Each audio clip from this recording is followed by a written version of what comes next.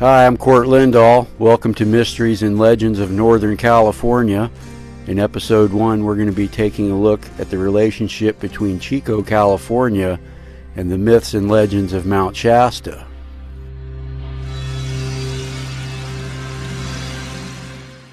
In 1841, John Bidwell came to California as part of one of the earliest wagon trains to head west from Council Bluffs, Iowa.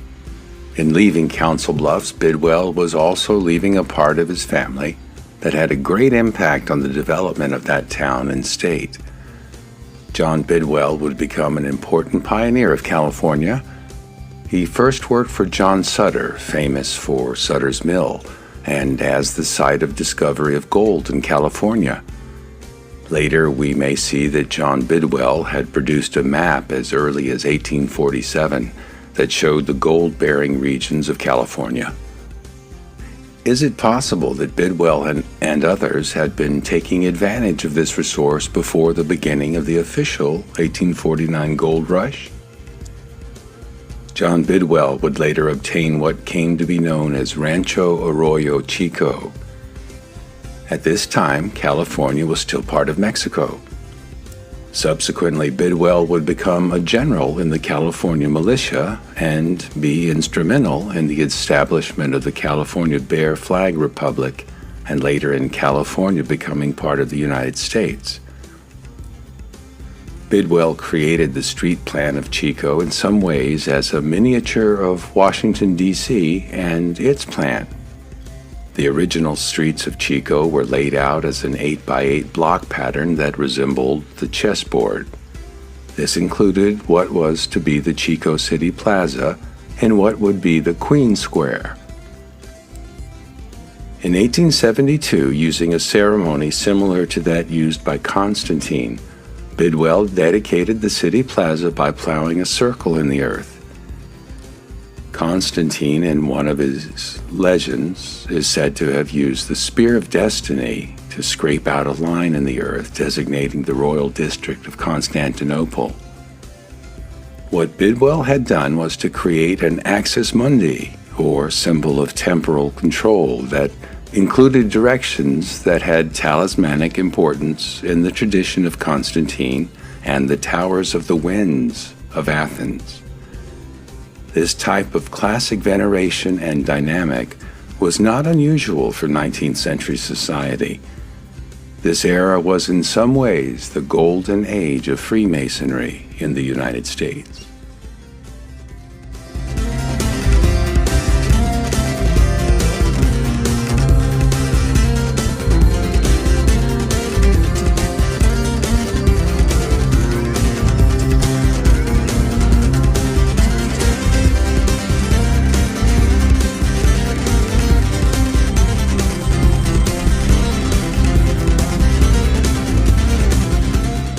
The story of the Hooker Oak reveals a great deal about the family legacy of John Bidwell and how we may be led to Mount Shasta via these connections.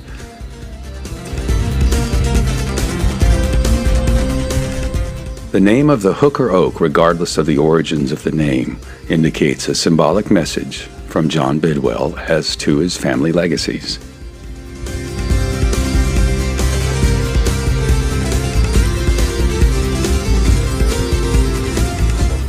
John Bidwell's biography includes his family's origins in the colonies as part of the original settlers of Hartford, Connecticut. A monument in Hartford attests to this. The leader of this group of colonists was named Reverend Thomas Hooker. Reverend Hooker and J.D. Hooker were from the same family in Old England.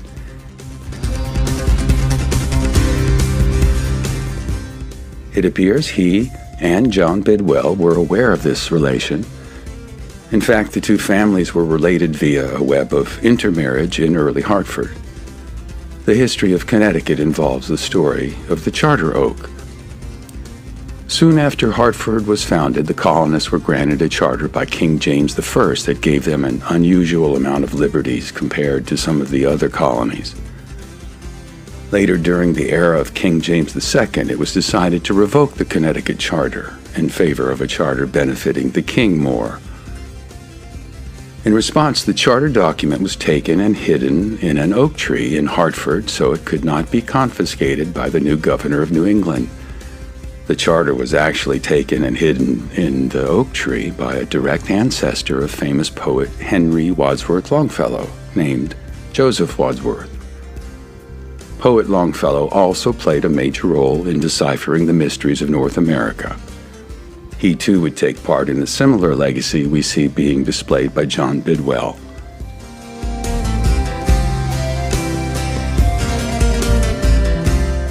Here in the story of the Hooker Oak, we are being given a somewhat veiled reference to the Connecticut heritage of John Bidwell and J.D. Hooker in the naming of an oak tree in Chico, California. It appears as if the story of the Hooker Oak is cluing us into the real origins of the Bidwell and Hooker families. Other prominent names included on the Hartford Founders Monument include Bacon, Olcott, Lewis, Adams, Allen, Arnold, Beale, Robert Beale, associate of Bacon, Beale treasure family, Chaplin, Easton, Hale, Hart, Hill, Marsh, also a prominent Chico family, Olmsted, Scott, Smith, Wadsworth, Longfellow, and White. Within this list of names are a few families who would produce members that had a great impact on the spiritual values of the United States. The Bidwells and associated Hartford families hold quite a legacy in the creation of new ways of faith that reflected the values of the new country.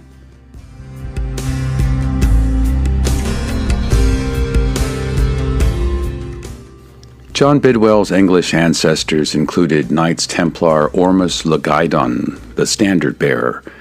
Ormus heritage in turn included an ancestry that linked to Charlemagne and all the Latin kings of Jerusalem. Ormus was the seed of the Bidulph family in England. Ormus was known for having brought some of the earliest Byzantine stonemasons to come from the Levant to England. This may have included the famous Ashmore family of Ashmolean Museum fame. These stonemasons built two of the earliest churches in Staffordshire, England. St. Chad's Church in Stafford includes a founder's inscription stating Ormus had built the church. This inscription contains the Auspice of Maria symbol that is representative of the three letters AVM, or Ave Maria. One of John Bidwell's ancestors from the Elizabethan age was Middle Eastern explorer and merchant William Bidulph. The Bidulph name of England evolved into the newer English and American Bidwell name. William Bidulph was one of the individuals who wrote portions of the King James Bible. John Bidwell is directly related via at least 3 marriages in early Hartford and environs to the family of Joseph Smith, founder of the Mormon faith.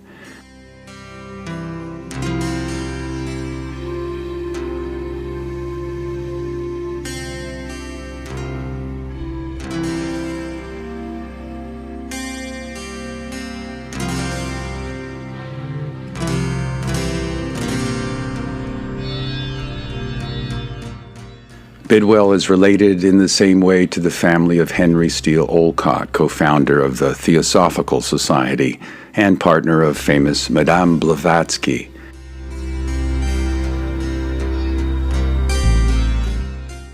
Another Hartford founding family, the Lewis, who are related to famous explorer Meriwether Lewis as well as John Bidwell. This Hartford family would also eventually produce Harvey Spencer Lewis, founder of the American Rosicrucian Order in San Jose, California.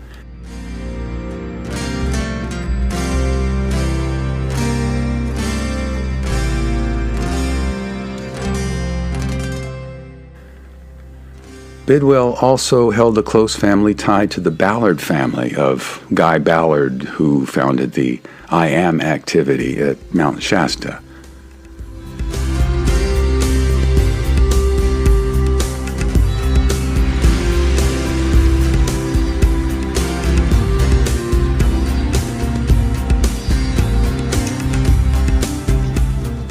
In addition, we see members of the Hill and Lewis family being involved in other similar exploits in Williamsburg, Virginia, and then later in Minnesota.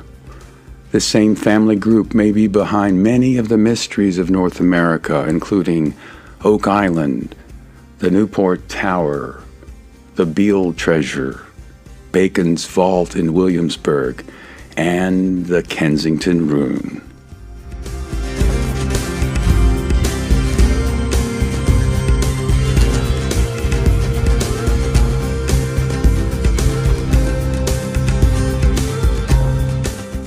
At each site, the mystery of the involvement of these first families is evident. All of these relations, though not direct to John Bidwell, show intermarriage with the Bidwell family through time. Is it possible that this family group had worked through time to create new versions of faith that seemed to accommodate the American ideal?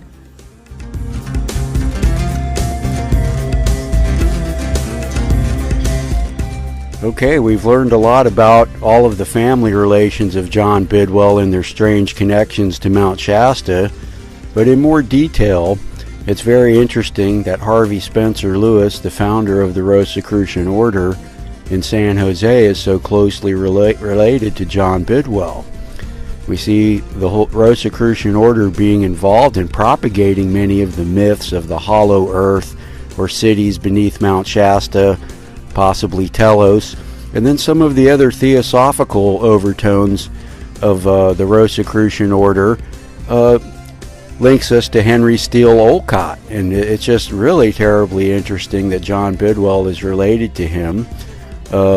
Henry Olcott was also an investigator into the Lincoln assassination, which we'll cover in subsequent episodes and other works I've done concerning Washington, D.C. and the White House Meridian, but it's really interesting that he's kind of involved in this creation of a new way of faith and a new way of thinking with Madame Blavatsky. I mean, really, we have one of the most well-known figures of New Age thought being related to John Bidwell. So this is an incredible association, along with his family crossover with Guy Ballard as well. All of this really boils down to possibly a family group that had dedicated themselves to forming new ways of faith in opposition to the more traditional forms, and more specifically the Catholic Church. So it's very interesting that he's related to these people. And what we see is Henry Steele Olcott and Guy Ballard kind of promoted theosophical concepts at Mount Shasta that were developed, by this international group of people and the families that harken all the way back to the Oak Island mystery, the Kensington Rune stone, and other places of mystery in the United States like Williamsburg and Washington, D.C.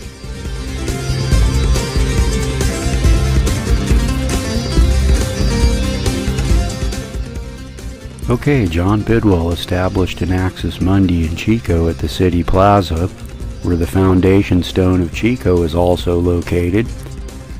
To the northwest, the City Plaza points to approximately 319 degrees to the old Bank of America building that includes a lot of classical imagery that may be suggestive of a theme, and the line also crosses right over a mural of John and Annie Bidwell. As the line progresses to the northwest, it crosses the old Masonic Lodge that is now the Blue Room Theater, and continues to the newer Chico Labyrinth and Children's Park, right next to the church that John Bidwell had built. The line extends to Bidwell Mansion and the Gateway Science Museum as well. The logo of the Gateway Science Museum may contain the AVM symbol, just as the diamond finial of the Senator Theater that is part of the array of the City Plaza. The symbol is present in many mysteries and interesting situations involving the family or blood that I believe arranged all of these geographic mysteries in Chico and at Mount Shasta.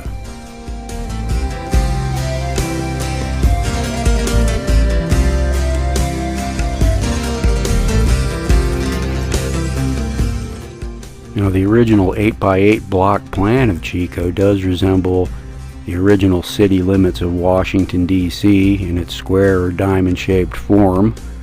And we do see the chessboard imagery in the Chico City Plaza, but ultimately we see the plaza pointing to the former property of California pioneer Peter Lassen, who established Benton City.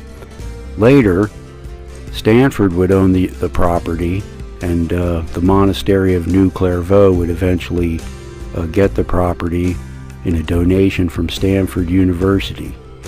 Now, currently, in the 1930s, William Randolph Hearst had elements of the monastery of Santa Maria de Avila shipped to California. The chapter house of the monastery is currently being rebuilt at the monastery of New Clairvaux.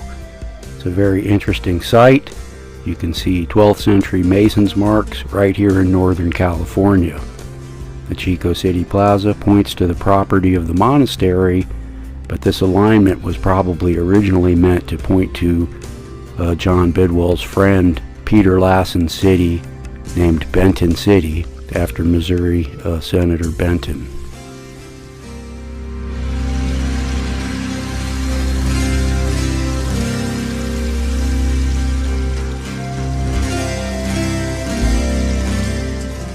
Again, to recap, we're finding that John Bidwell is related to William Bidulph, who produced part of the King James Version of the Bible.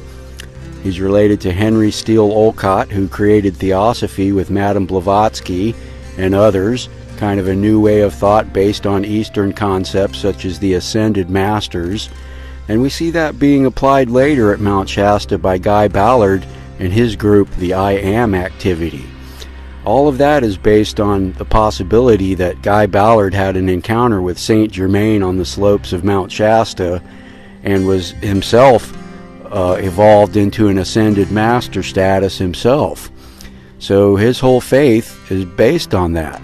And it's terribly interesting that the I Am activity now owns Shasta Springs Resort, which I feel was a place where one of these octagonal axes were placed in a series of mysteries placed along the railroads by the owners of the Great Northern Railroad, who are from Minneapolis, Minnesota and Alexandria, Minnesota, and may have planned the Kensington Rune stone mystery in this tradition.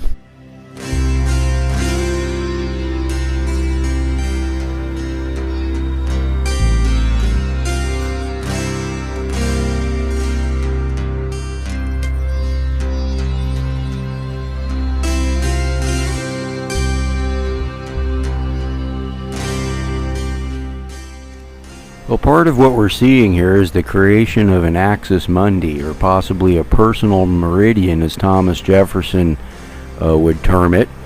We've discussed the family relation between Harvey Spencer Lewis and John Bidwell. We know Lewis created the AMORC headquarters, or Rosicrucian Egyptian Museum in San Jose, and his grave is there, marked by a small pyramid. Here we actually see the octagon next to Harvey Spencer Lewis's grave that also matches the orientation of the entire block where the Rosicrucian Museum is located, points to the Chico City Plaza, another axis mundi created by John Bidwell.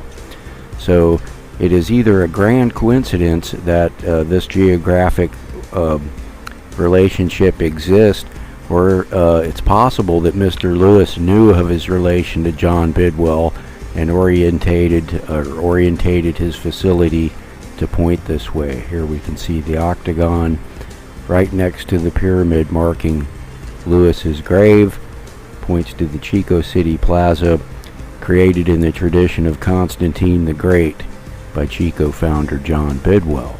The Chico City Plaza also points some interesting directions, which we'll examine later.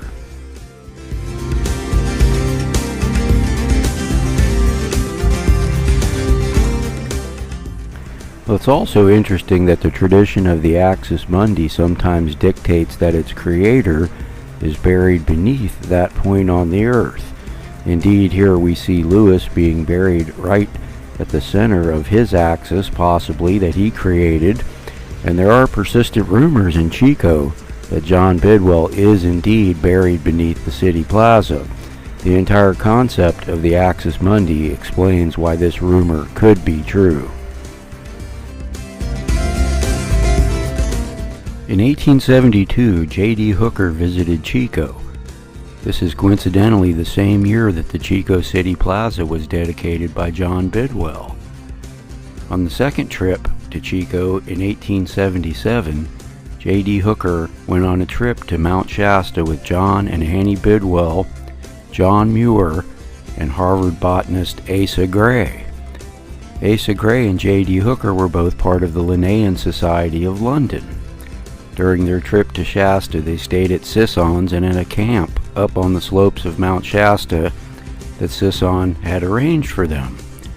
It was during this time that J.D. Hooker revealed his experiences in the Himalayas and the Far East, thus giving us a distant early first connection to Mount Shasta and Eastern concepts. This is possible and may have something to do with the later lore of Mount Shasta.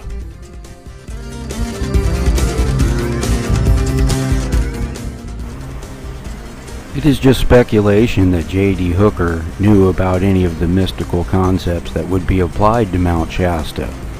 What is known is that in 1885, Frederick Oliver wrote a book called A Dweller on Two Planets that introduced many of the concepts to the Mount Shasta area that we see today. Interestingly, in turn, many of these concepts echo Native American myths and legends of the mountain.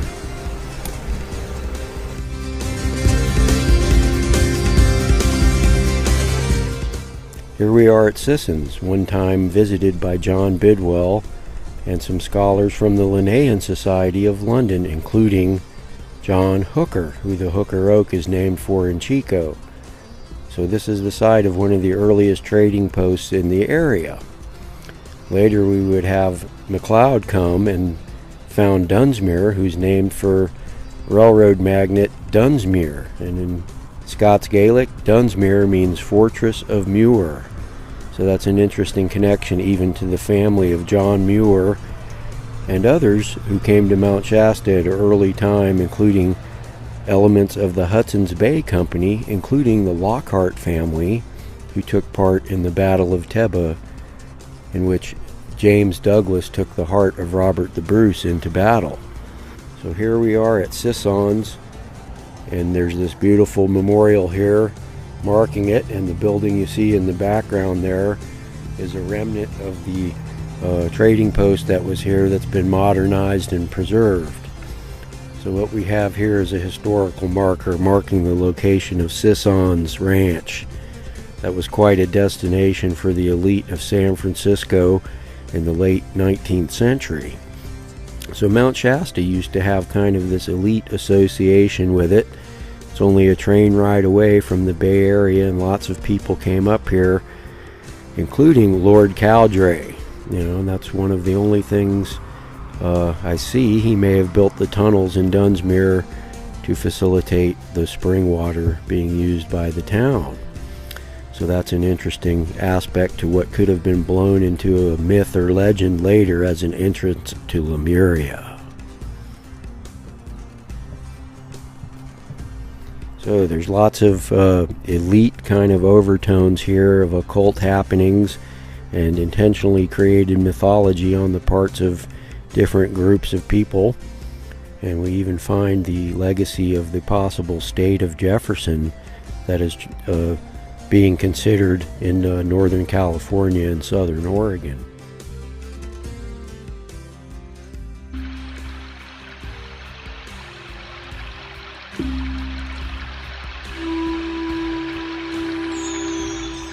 The Indians say the Great Spirit made this mountain first of all. Can you not see how it is, they say?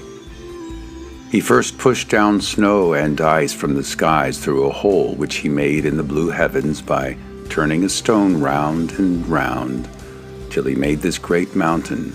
Then he stepped out of the clouds onto the mountain top and descended and planted the trees all around by putting his finger on the ground. Simple and sublime. The sun melted the snow, and the water ran down and nurtured the trees and made the rivers.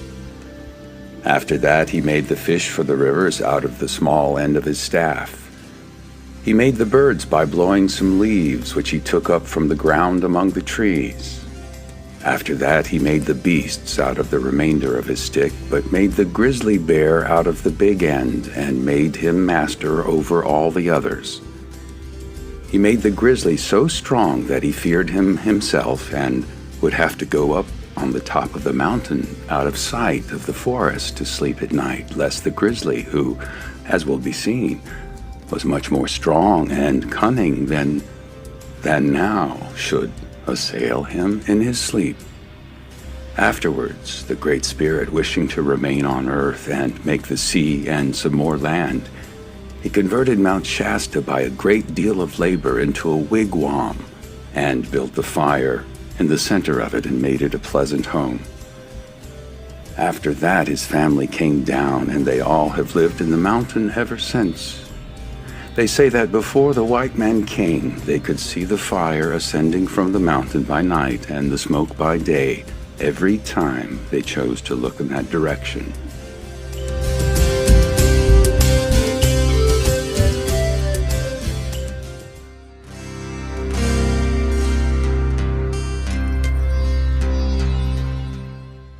Thanks a lot for joining me for episode 1 of Mysteries and Legends of Northern California. Here we've laid a groundwork for understanding how Chico is related to Mount Shasta. Next time we'll see how these connections tie in more to the Frenchman's Tower in Palo Alto and the Heights Estate in Oakland of poet of the Sierras Joaquin Miller. Joaquin Miller had an interesting impact on the development of Mount Shasta, and he hobnobbed with some interesting people in the pre-Raphaelite Brotherhood in Europe, and then returned and lived on the White House Meridian in Washington, D.C. for 2 years before returning to Oakland and building his pyramid due south of the peak of Mount Shasta. We'll also take a look at the involvement of John Muir and the Dunsmuir family. So thanks for being here, and please come back and see us again. The mysteries are waiting, and we're going to see how everything in the Bay Area connects to Mount Shasta as well. And in future episodes, we're also going to be taking a look at the more, quote, standard myths and legends of Mount Shasta, including the legend of J.C. Brown and all of the mythology of cities and the hollow earth having to do with Mount Shasta. So thanks for joining me. I'm Cort Lindahl. Stay tuned for more.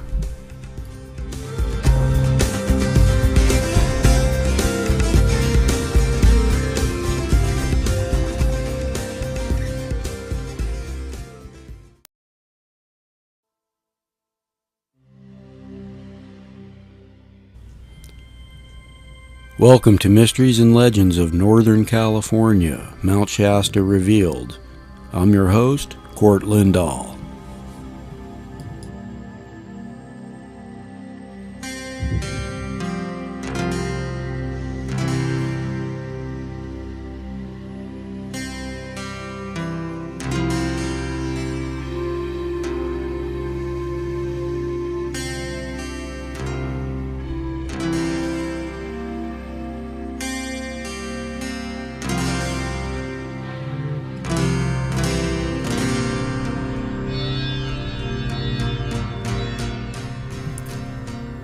Here in episode 4, we're going to put together a lot of the mysteries we've been looking at and see how the Chico area relates to the legacy of Sir Francis Bacon and the strange street plan of Washington, D.C.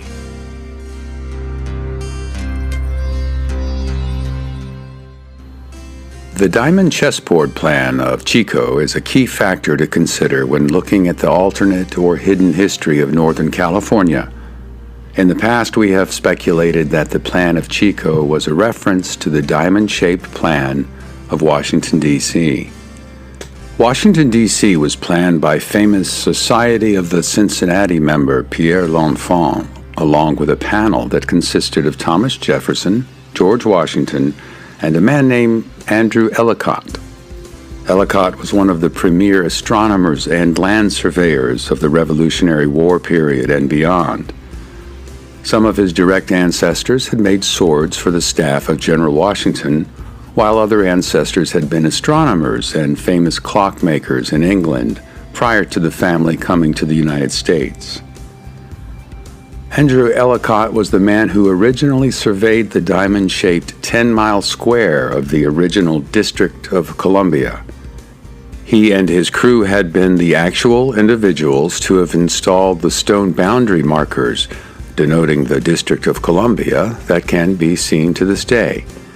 Ellicott is also noted for having an African-American man named Benjamin Banneker help him with the astronomical calculations that aided in the accurate placement of the boundary and its associated stones.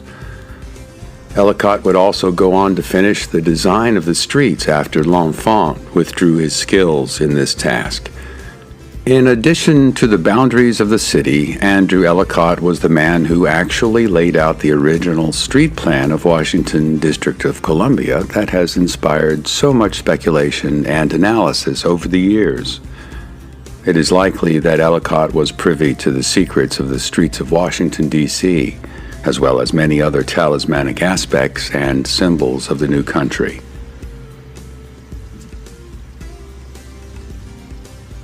It appears that the diamond symbol of Chico and its street plan are related to the same tradition that Ellicott, Jefferson, Washington, and Madison had valued. Are there any indications that there is more to the similarity of the plans of Chico and Washington, D.C.? The answer to that question may astound and amaze any fan of alternate or hidden history.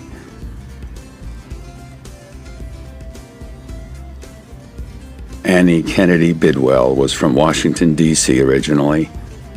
Annie is known by this name in many historical accounts of Chico since her maiden name was Kennedy.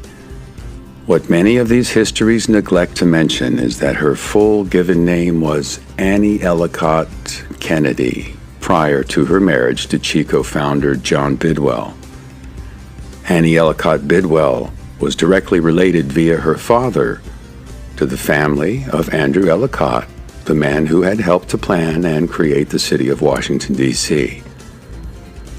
This factor alone may have contributed to why Chico was given the street plan and significance it had attained over the years. The diamond-shaped chessboard plan of Chico is very likely a result of Mrs. Bidwell's association with such an illustrious and storied family and their legacy in the creation of the premier array of talismanic architecture in the United States we see in Washington, D.C. It is only natural that Chico would be a reflection of this legacy. Chico is located on the latitude of the Mason-Dixon line, as are Denver and Indianapolis. All of these cities may be the product of the brain trust of the Society of the Cincinnati, of which the Ellicotts were also members. The legacy of where Chico was located may have been planned to lay on the latitude of the Mason-Dixon line, which Andrew Ellicott had also helped to document and survey. Ellicott had taken part in a resurvey and extension of the Mason-Dixon line, along with a younger James Madison in the late 1780s. In addition, it had been Andrew Ellicott who had trained Meriwether Lewis in surveying techniques as a personal favor to President Jefferson in preparation for the famous Lewis and Clark expedition. Chico had been designated a special place by a group of people who had created many cities and towns as part of their vision for the Republic of the United States of America. It held a special point on Earth that was representative of the ideals of the Republic via its geographic association with the International Peace Garden, the Mason-Dixon line, and the talismanic layout of our nation's capital. Now we may also consider the family associations of Annie Ellicott, Kennedy, Bidwell as a factor in these theories.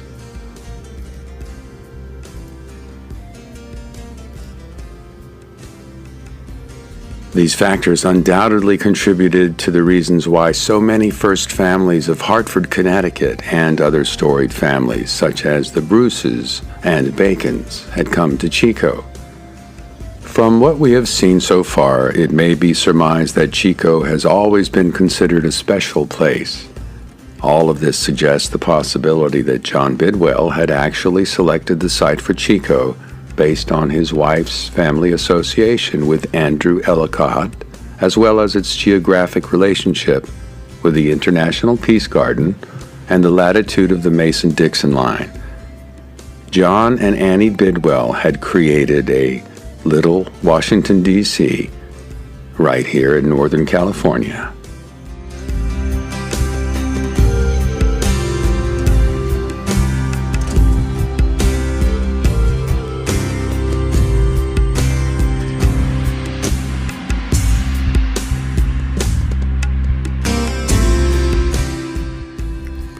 This amazing association between Andrew Ellicott and Annie Bidwell may go a long way towards showing how the street plan of Chico was intentionally contrived in kind of a fashion of the day that was displayed in Washington, D.C., but also harkens back to the axe historique, or the historical axis of Paris, that was developed by the French royal family over time. And we also see this kind of style being expressed on estates of gentried people in Europe and England, also leading us to the Tower of the Winds at Shugborough Hall, the West Wickham Estate, and the Bude Storm Tower in Cornwall, that all have copies of the Tower of the Winds of Athens that also fit into this tradition, as do many of the linear aspects of these estates, and also the great cathedrals of Europe.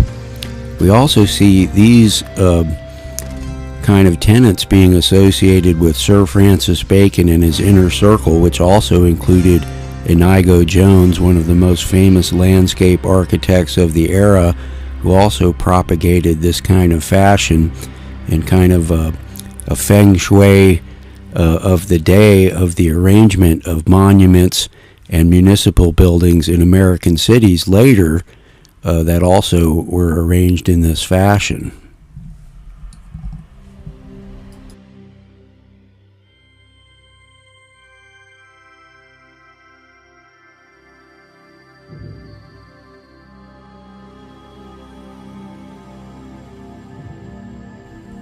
With this in mind, let's examine the Chico area to see if there are any other influences of Sir Francis Bacon and his tradition.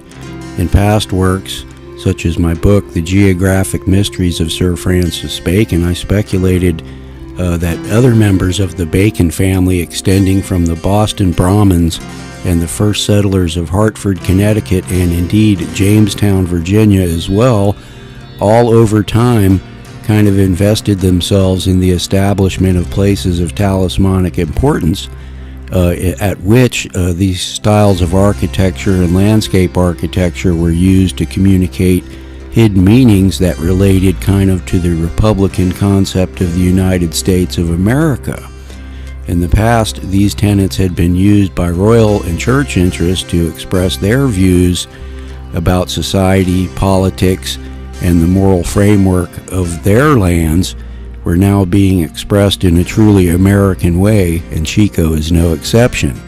So let's look to see if the influence of Sir Francis Bacon or some Bacon family members later in Butte County and Chico had an impact on why Chico has this interesting street plan.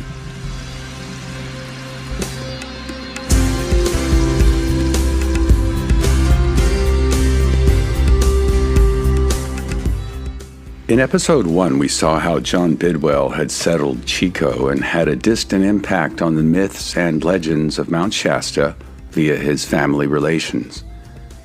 John Bidwell had come to California in 1841 with one of the earliest wagon trains to come to the West. His friend and neighbor Peter Lassen came just about 1 year earlier in 1840 and worked in several places in California, plying his trade as a blacksmith before he obtained the Rancho Bosquejo land grant from then Mexican Governor Michelottina. Lassen was a Danish citizen that, according to one source, had powerful and very wealthy Danish relatives. Lassen himself had come from Farum, Denmark, and had begun his journey west from Missouri in 1839, arriving in 1840. The history of Ranch Bosquejo, or Lassen's Ranch, includes a legacy that connects both Mount Shasta and the development of Northern California and its myths and legends. Eventually, Lassen sold his ranch and invested his money in a steamship that he believed could travel the upper Sacramento River. This scheme came to an unfortunate end when his boat sunk on its first trip up the river. Lassen's property would eventually become the property of Leland Stanford, who coincidentally had also obtained the former Ayrshire farm of Paulin Caperon, where the Frenchman's Tower is located. After a time, this land became the domain of Stanford University and was eventually given to the monastery of New Clairvaux.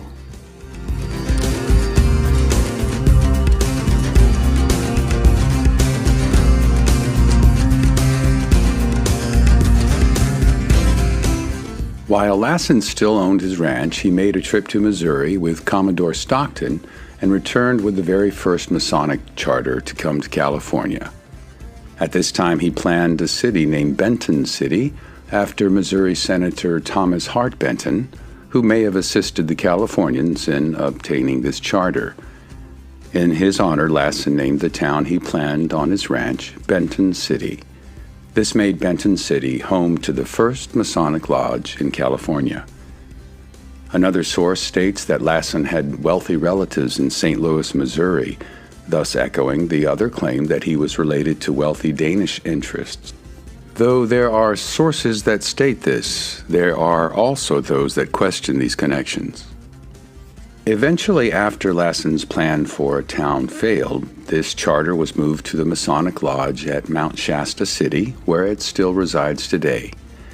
Interestingly, a man named Lucian Stewart was one of the first signers of this document, which is interesting given his distant relations to those who owned and ran the Hudson's Bay Company. Indeed, the era during which Lassen first came to California included him landing first at the Russian colony at Bodega Bay during the era the Hudson's Bay Company was still active in California. Some even credit the Hudson's Bay Company with founding San Francisco, which was then known as Yerba Buena, or good herb in English. This is all very interesting when considering the family relation between the Russian and English royal families during subsequent eras. Another common thread would also include the fact that California was first claimed by Sir Francis Drake during his voyage of discovery and named New Albion. During Lassen's tenure at his ranch near Chico, he also hosted Captain John C. Fremont and his soldiers, who used it as a kind of base of operations for a period of time. Interestingly, poet of the Sierras Joaquin Miller was also a friend of Fremont's. One of the towers on Miller's Heights estate due south of the peak of Mount Shasta includes the Fremont Tower, as Miller believed his property was the first place that Fremont had viewed the Golden Gate from. A town just south of Oakland is named for Fremont. This connection is interesting because of the presence of similar carvings to those seen where Miller lived and met Fremont at Castle Crags near Mount Shasta, and other very similar rock art on Miller's estate in Oakland.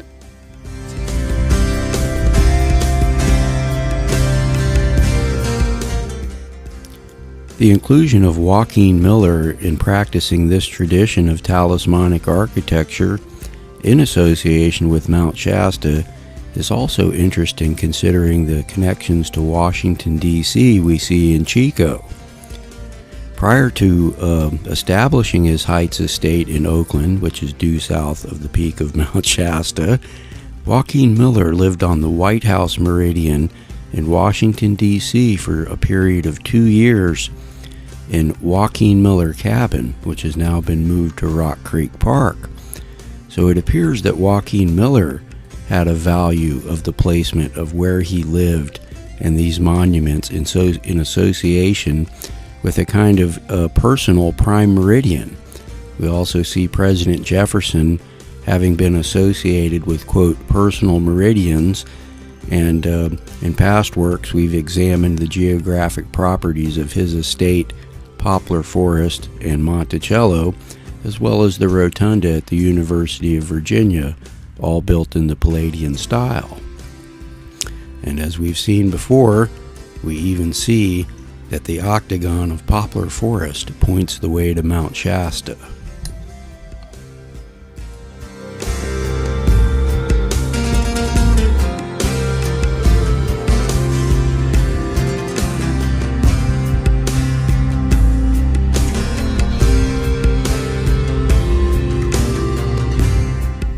A common thread in many of the stories of people like Peter Lassen includes the existence of a lost treasure, and Lassen's ranch is no exception.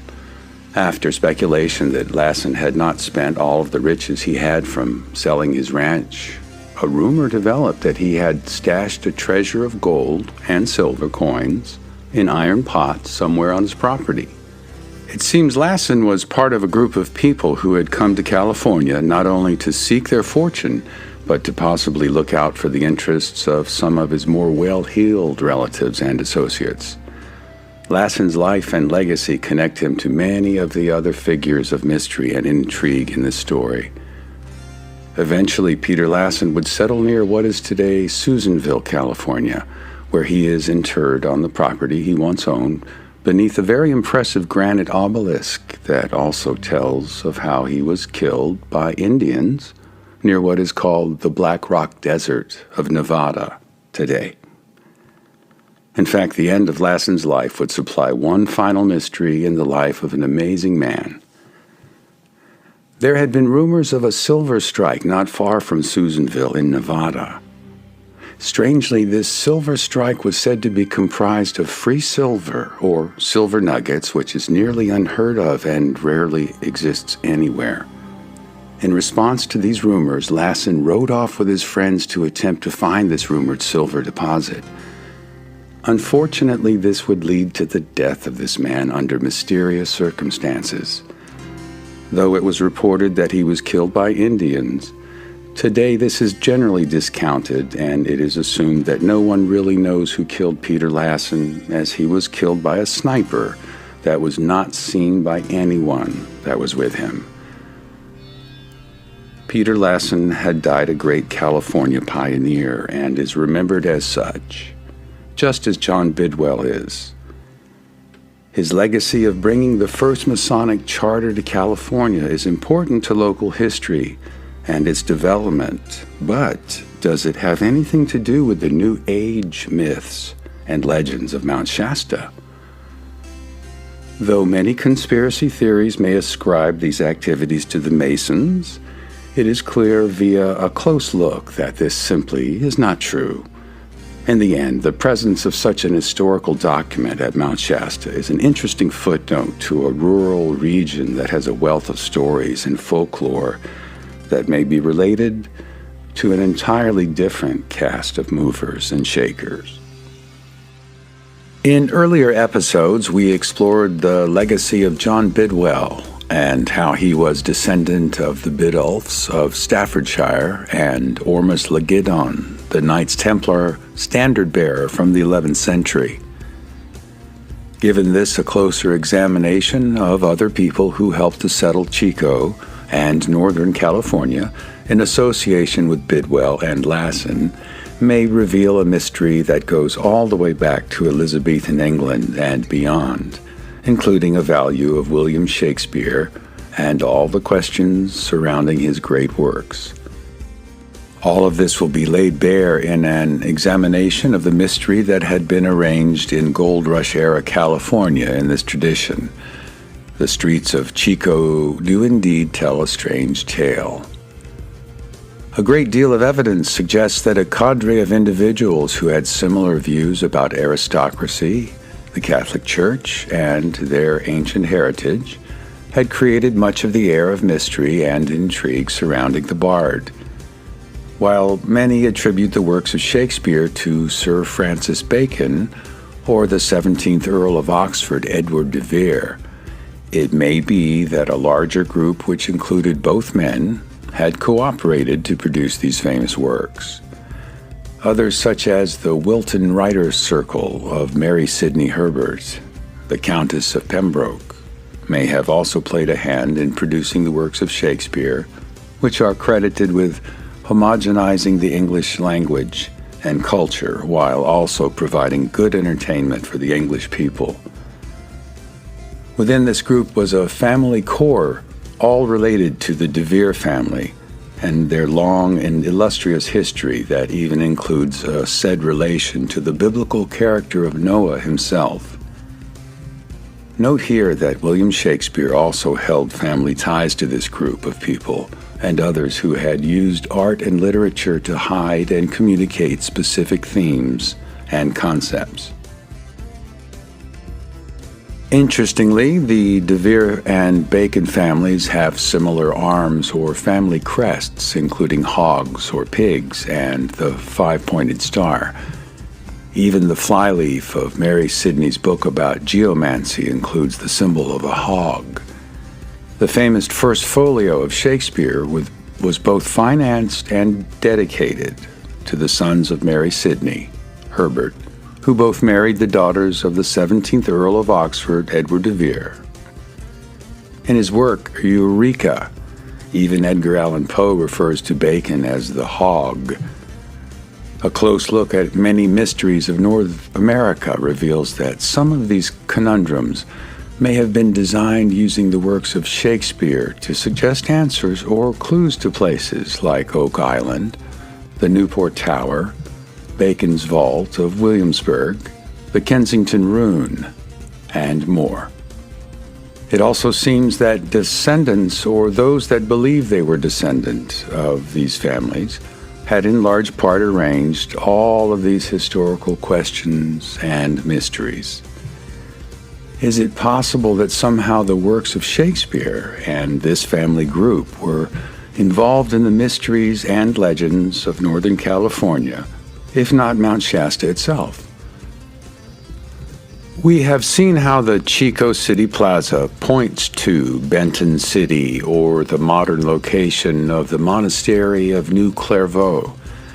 This alignment also contains other possible points of interest that may shed a great deal of light on how and why the de Vere family and the legends of Sir Francis Bacon and Shakespeare may have been part of how and why Benton City was such a special place in the minds of early settlers of the Chico area.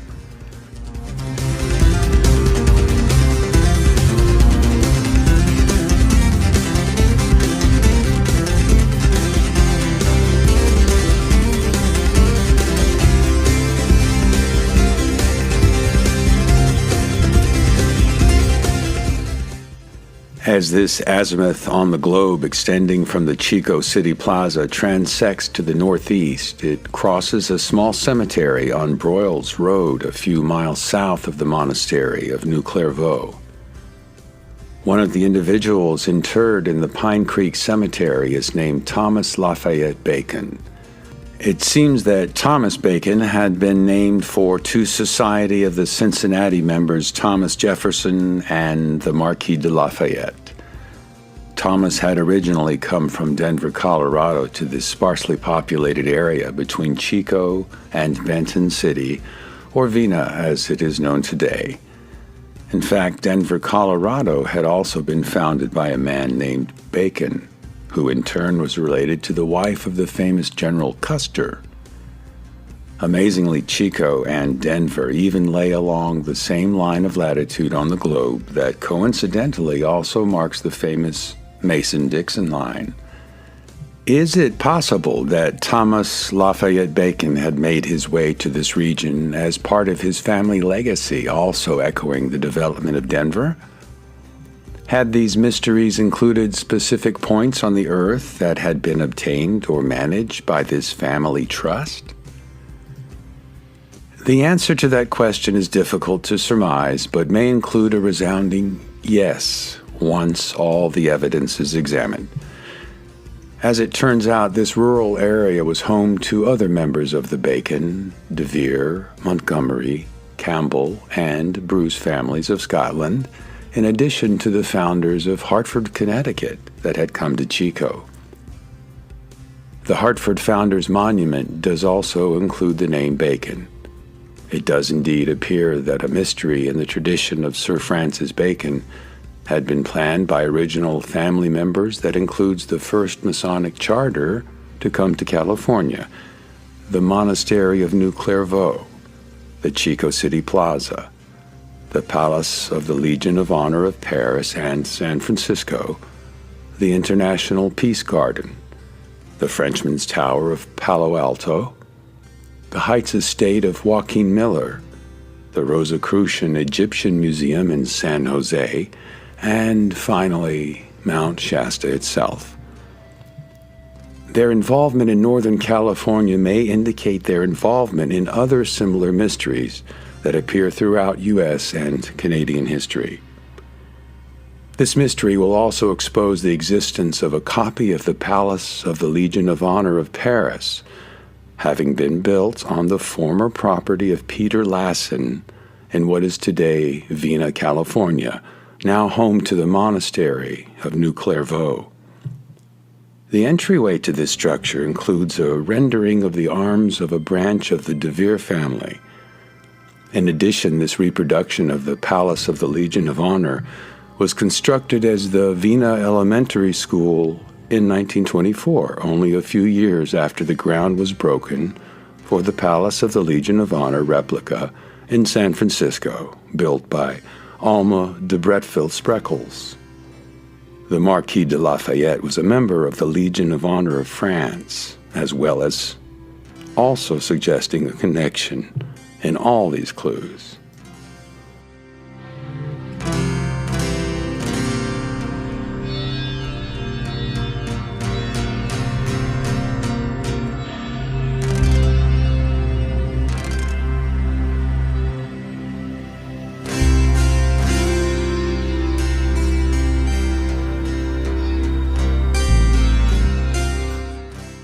As stated prior, the Rennes Elementary School seems to have a very similar plan view of the Palace of the Legion of Honor in San Francisco, using this structure in Rennes as a pointing device on the globe yields some very surprising results that may serve to support the notion of mystery and intrigue on the part of Lassen.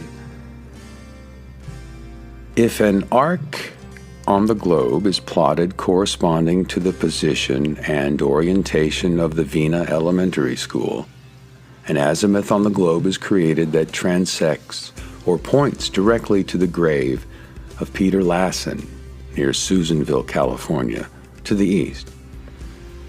This association would seemingly have been an intentional arrangement by others that were privy to the entire mystery during the era when the Palace of the Legion of Honor of San Francisco had just been built a short time prior. A building on the former ranch of Lassen, where the first Masonic charter to come to California, that now includes the Cistercian Monastery of New Clairvaux, actually leads one to his grave. What we are seeing here may be part of another man-in-the-mountain mystery, such as what we see at Mount Shasta and other places. The fact that legends exist of a treasure left by Lassen at Rennes and him searching for a treasure of sorts when he died may all figure into the story as well. Note here that the monastery of New Clairvaux was not given the property they now occupy until it was made a gift from Stanford University in 1974. Stanford University had in turn inherited the property from Leland Stanford, who had used it as a vineyard for quite some time before that.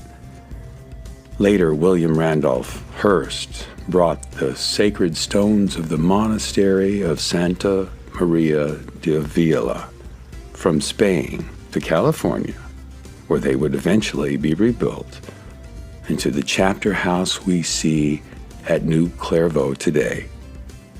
Is it possible that even the monastery is a symbolic nod to the Baconian legacy we see in Butte County, Tehama County, Lassen County, Mount Shasta, and Chico?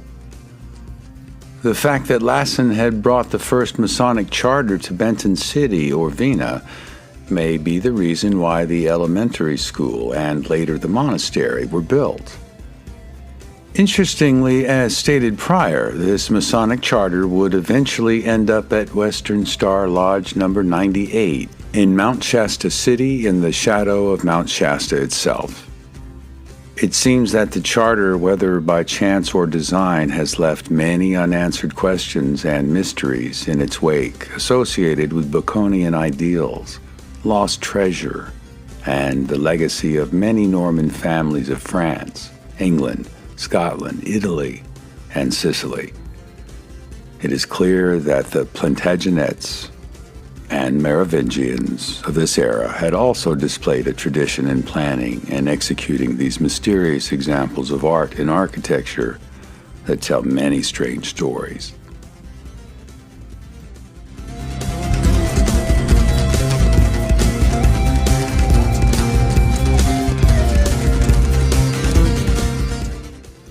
In addition to the presence of Thomas Lafayette Bacon in the vicinity of Vina and the future monastery of New Clairvaux, we also see George K. Bacon being a prominent citizen of Butte County, as recorded in the book, The History of Butte County.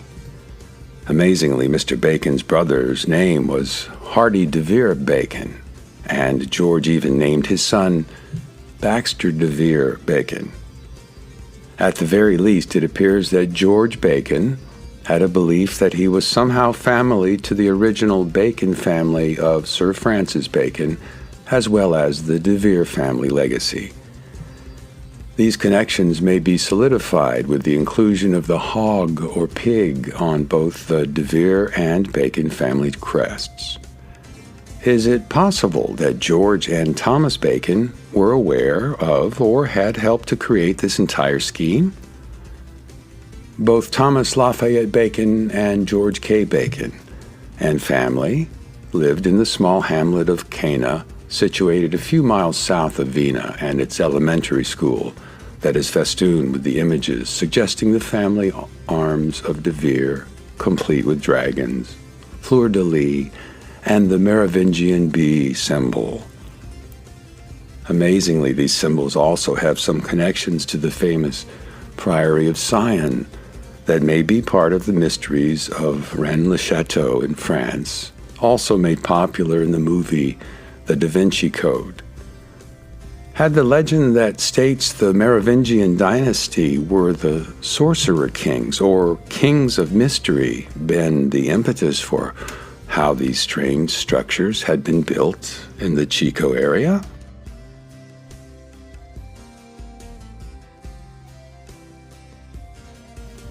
The use of the name Cana is a reference to the wedding at Cana in the Bible, in which Jesus turns water into wine.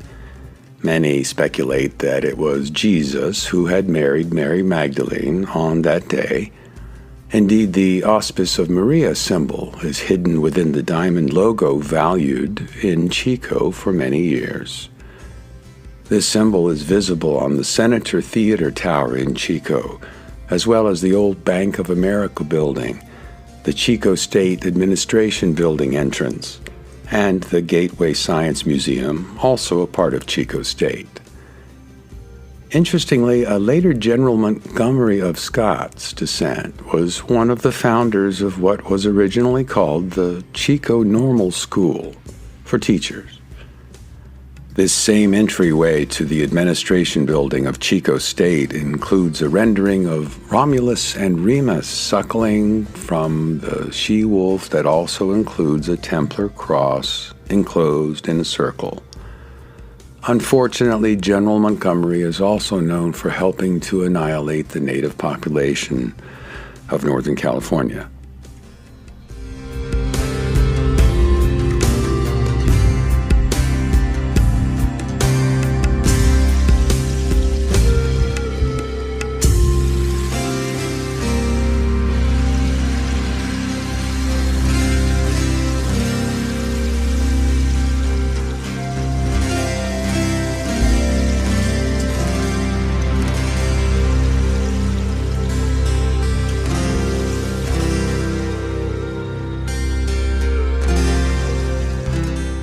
It's terribly interesting that George K. Bacon named his son Hardy de Vere Bacon.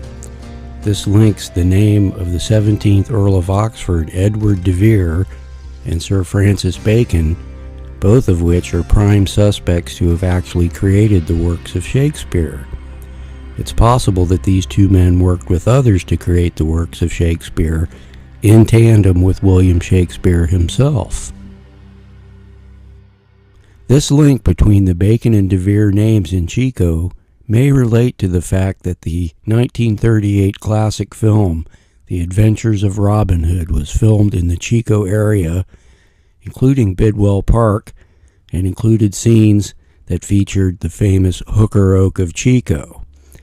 This is an interesting further connection to the de Vere family, as members of their family were indeed considered the historical Robin Hood in England.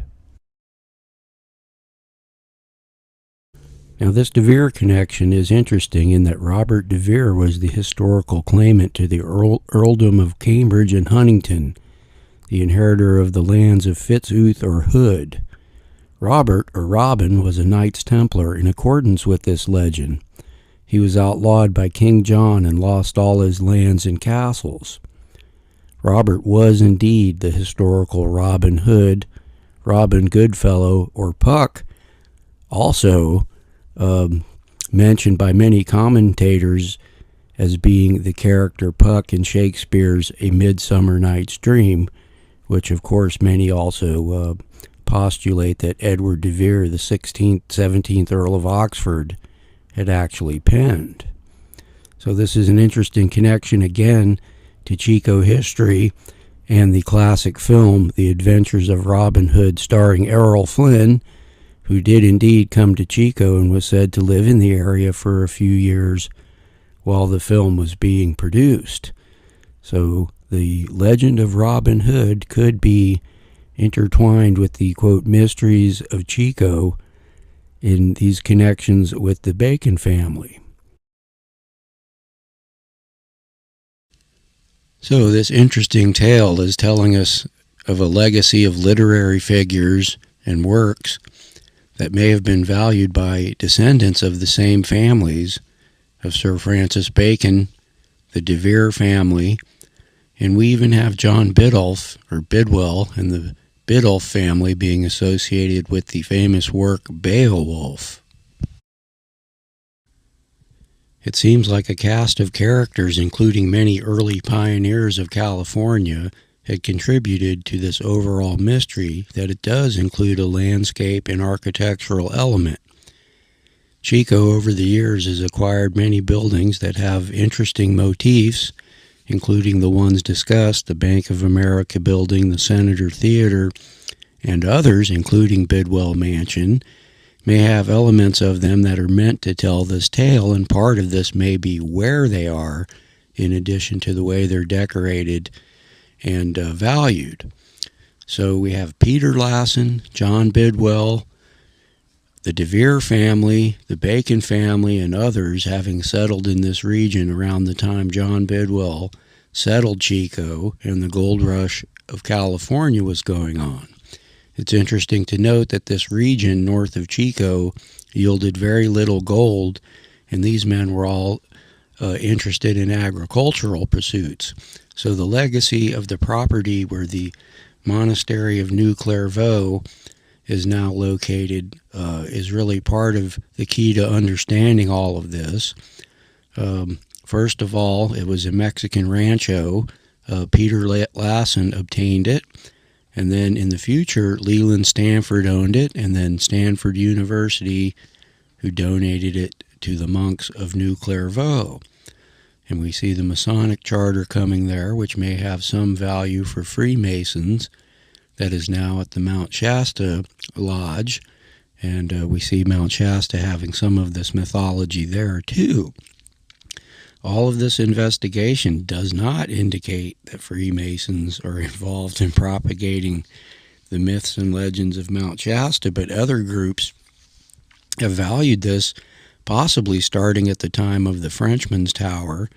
If Henry V Artois had something to do with the Frenchman's Tower, or a person in a similar situation to his that had these kind of Plantagenet or Merovingian values, then the Frenchman's Tower is kind of initiating one into a kind of man-in-the-mountain mythology that involves Mount Shasta that Joaquin Miller later became aware of, and quite possibly this band of descendants of famous literary figures in the Chico area, including possibly descendants of Sir Francis Bacon, the De Vere family, the Bruce family, and many others that have contributed to establishing towns and cities in Northern California and possibly other places in California as well.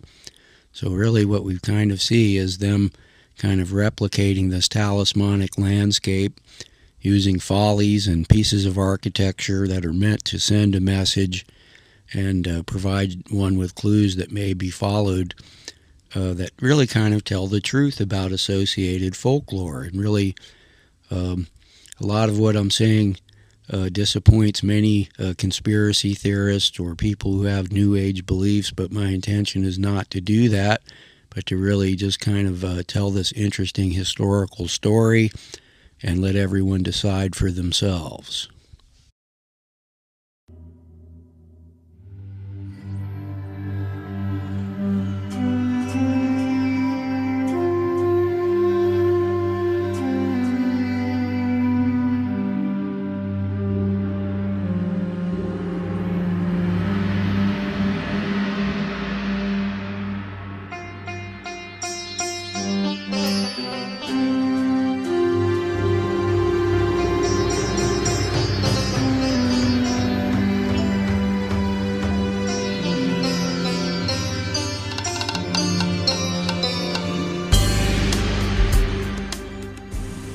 Hello, I'm Cort Lindahl. Welcome to Mysteries and Legends of Northern California, Episode 3.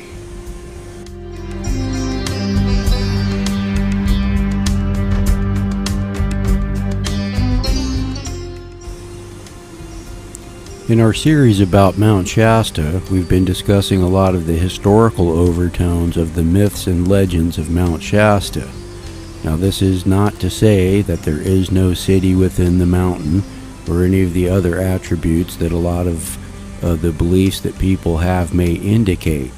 We're here just to inform everybody of the historical overtones of what is going on there and why it may have been considered a special place. This may be the reasons why the things that you believe happen at Mount Shasta. Though I somewhat question the existence of a city in Mount Shasta, I've never been inside Mount Shasta to see if there is indeed anything there.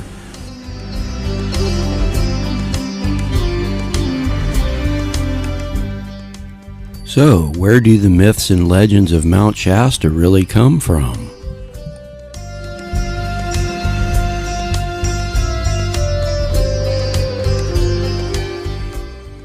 Most of the modern myths and legends of Mount Shasta come from a book called A Dweller on Two Planets by Frederick Spencer Oliver.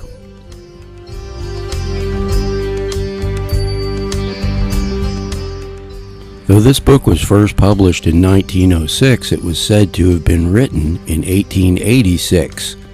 A Dweller on Two Planets reveals many concepts that we see today at Mount Shasta, including the city of Telos, the beings that live there, flying ships in the air, and Bigfoot.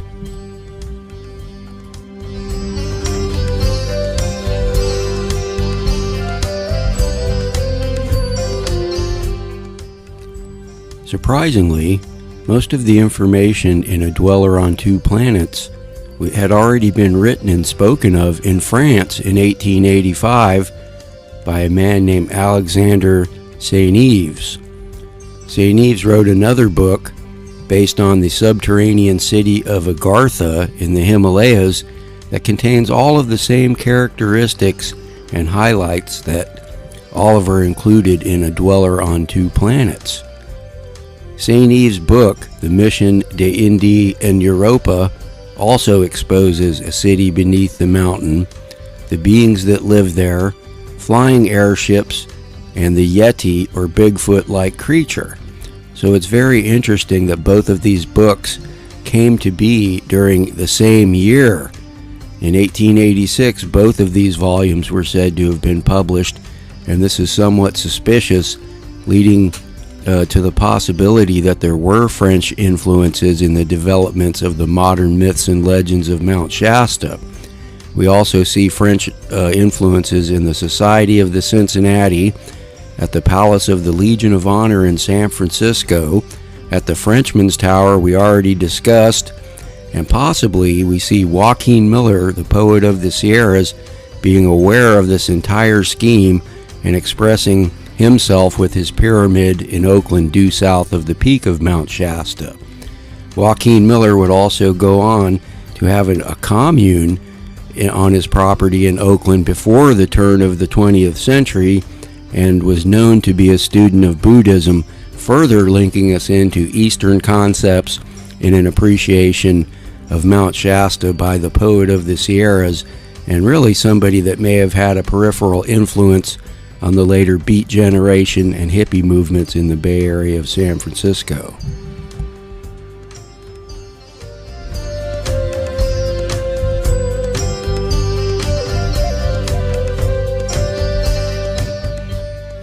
Also not to be overlooked is the use of or actual belief in these myths and legends on the part of the Nazi regime of Adolf Hitler. They indeed did search the Far East for relics and concepts, as we see at the beginning of even the movie Indiana Jones, which takes place in Tibet and involves Nazi agents trying to find out what is going on. So that's not too far from the truth. This in turn again leads us to the Enochian concepts of UFOs, cities beneath the mountain, and all of this as later expressed by foreign or French interests in the era just before World War I and II.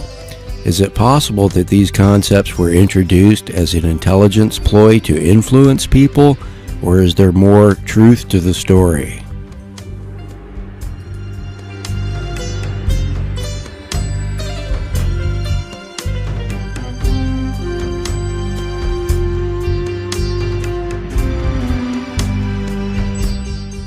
Here also in this same period we see Nicholas Roerich using these same concepts to possibly influence Franklin Delano Roosevelt and his vice president.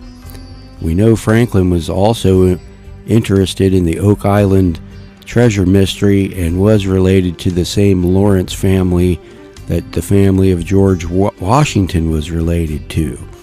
So the fact that Roerich was from Imperial Russia and had a great interest in these kinds of concepts may link him to the later exploits of Madame Blavatsky, or that he was in fact propagating or keeping alive her ideas of these myths and legends of the Far East. Whether this connects to Mount Shasta or not is another question, but it is clear a similar philosophy and group was at work in Europe and Mount Shasta.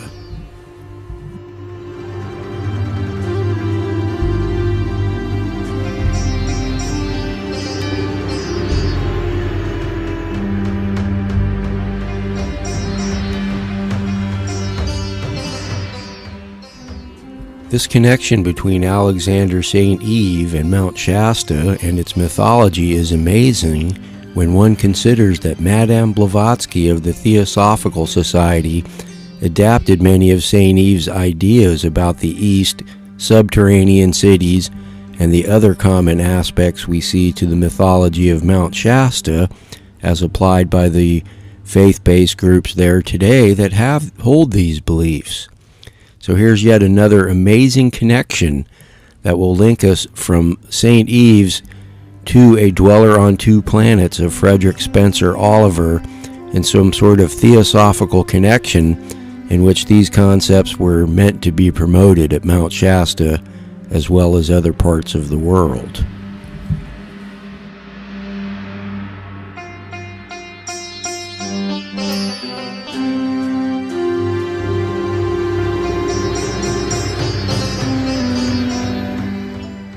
Really, what we're seeing here with the involvement of Alexandre Saint-Yves is how later the Nazi regime became familiar with all of these concepts from the occult societies in Europe that had adapted these ideas a little earlier.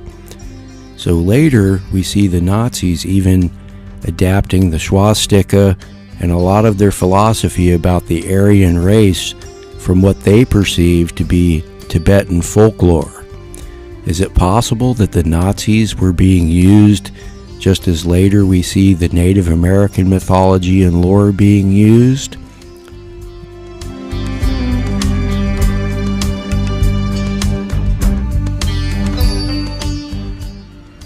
It is clear via this chain of evidence that Madame Blavatsky was influenced by Saint-Yves, and in turn Nicholas Roerich was influenced by Madame Blavatsky. Is it possible that these two were kind of agents of Imperial Russia that later had influence on the United States government? We see them using the same concepts put forth by Saint-Yves and others, including the Nazis, referring to Agartha as Asgard of the Viking culture. So they were again relating Eastern concept from another culture and interpreting them in a kind of Viking or Nordic framework that kind of fit their vision of the world better. So there's lots of variables here, and it is just very interesting that the Nazis gained all of their value possibly of UFOs. A lot of the things we see about Nazis and UFOs really may have their roots in the Book of Enoch and this Himalayan mythology that was promoted by French factions.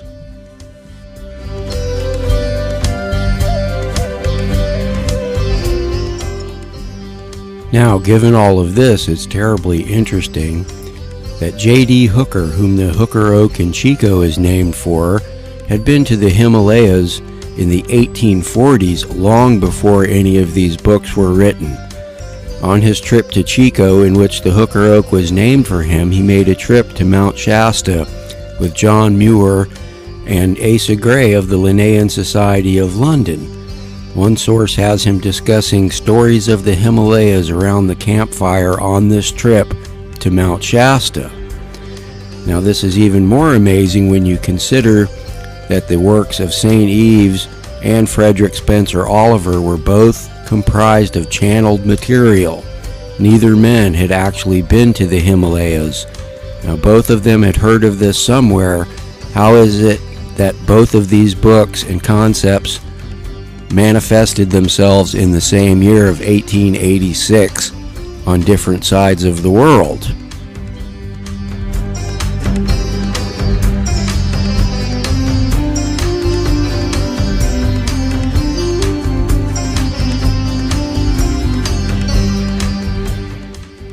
Is it possible that all of these things had been arranged by a certain group or secret society?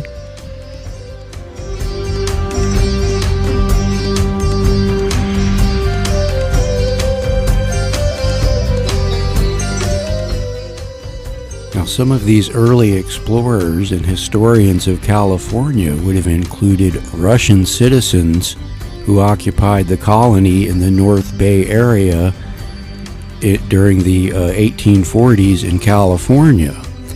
There are theories that this Russian colony was responsible for the name of Mount Shasta. So there is an early Russian connection, and indeed a Russian imperial connection to the myths and legends of California. This is right at about the time that J.D. Hooker was actually visiting the Himalayan region in his travels in the Far East. So here we have a distinct Russian connection, with even some crediting the Russians with having named Mount Shasta.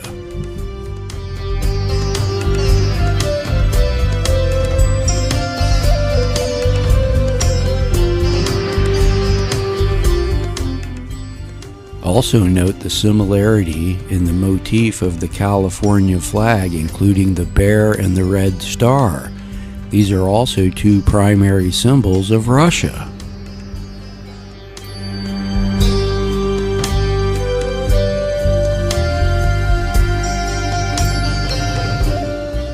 Is it possible that early explorers and settlers in the Mount Shasta area viewed the Native American mythology in their own terms? Did they see hints of the lapis exilis, the Nephilim, in the form of Bigfoot or other legends that the Native Americans had? Here in the creation myth of Shasta Springs, we'll see several references that kind of fit this Enochian overlay of appreciation of what's going on at Mount Shasta.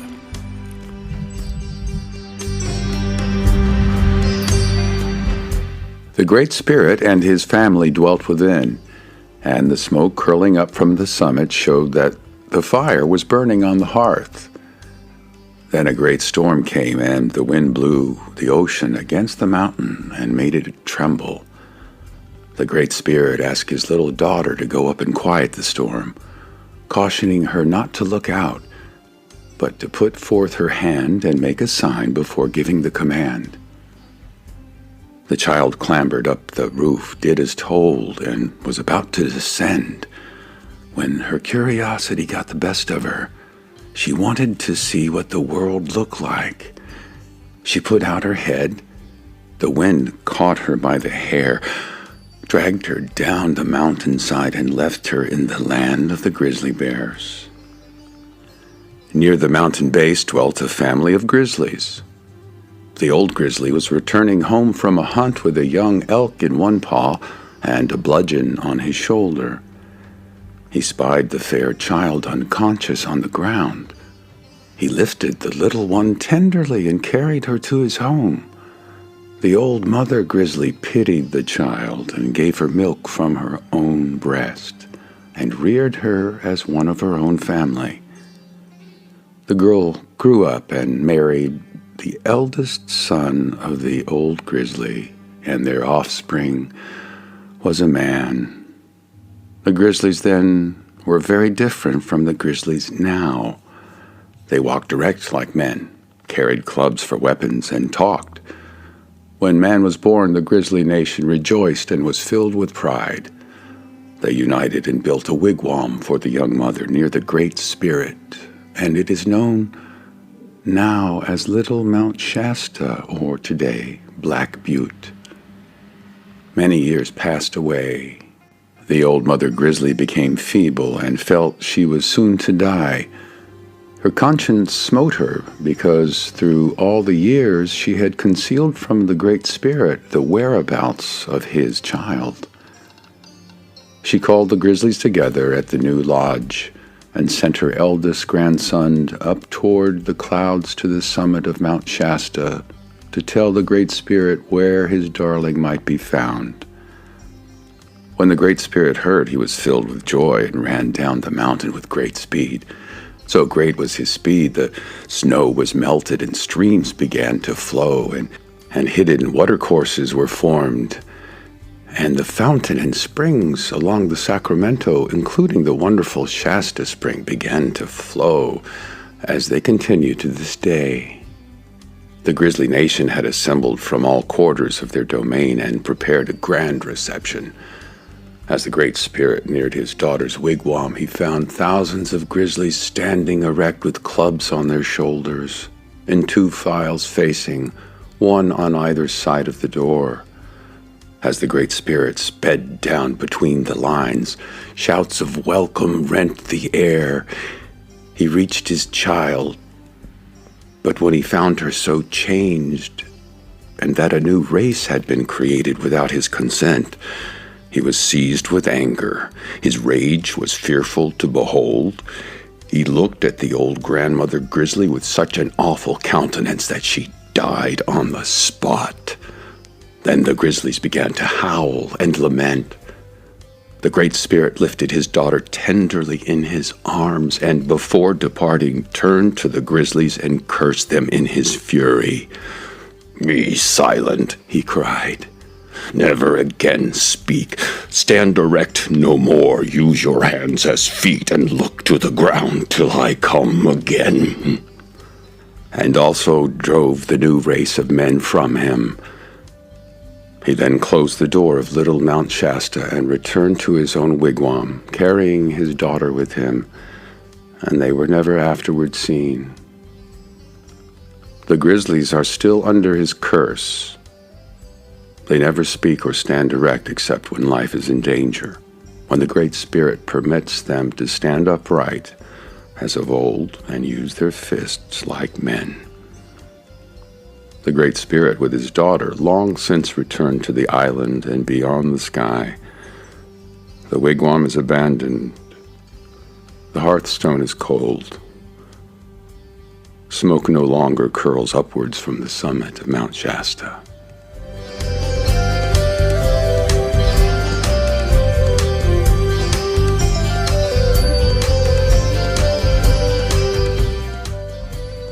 So, does this Native American myth refer to what we might call Bigfoot in the 21st century? It may be that during the 19th century, this story may have been interpreted as meaning the Nephilim from the Book of Enoch and other biblical sources.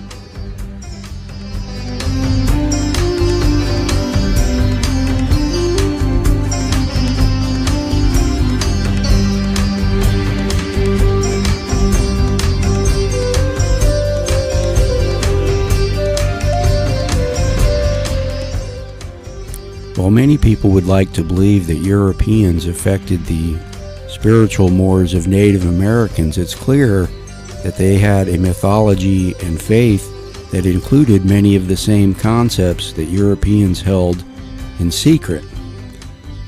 So the way that Europeans reacted to this is interesting in the way they appreciated the myths and legends. What we're seeing here is the fact that the Native American legends of Mount Shasta may have made them think that European people had been there before and taught this to the Native Americans.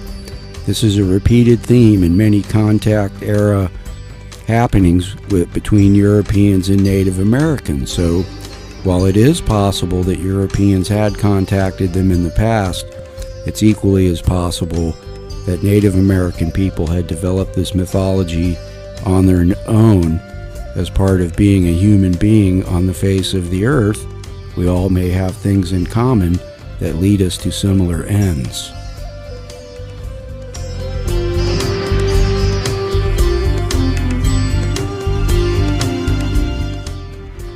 This is true that the Native Americans had their own extensive mythology. It's also clear that there were European interests that would wish to manipulate their lore. In the process of this, it is possible that some of this was altered to match the European point of view. So all sides must be considered in this great mystery.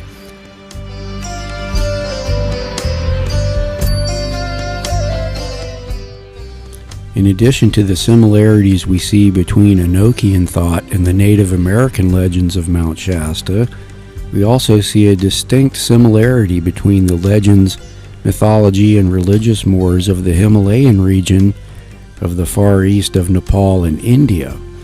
In fact, in episode 1 we discussed how botanist J.D. Hooker made a trip with John Bidwell of Chico and Asa Gray of the Linnean Society of London to Castle Crags and Mount Shasta. One narration of this trip has J.D. Hooker assailing the other participants on this trip with stories of his adventures in the Himalayas from 20 years earlier. J.D. Hooker's trip involves him going to some of the locations that are actually thought of to be Shambhala and Shangri-La, and even the region where the entrance to Agartha is, the subterranean city that is referred to in Himalayan mythology. So we do see their mythology also having a great deal to do with distinct identifiable mountains and myths of cities beneath the mountain and Bigfoot-like creatures in the form of the Yeti. So it's an interesting crossroads here at Mount Shasta between many different views of faith as interpreted in the 20th century in the Republic of the United States of America, where everybody has the freedom to choose what their faith is and what they believe or not.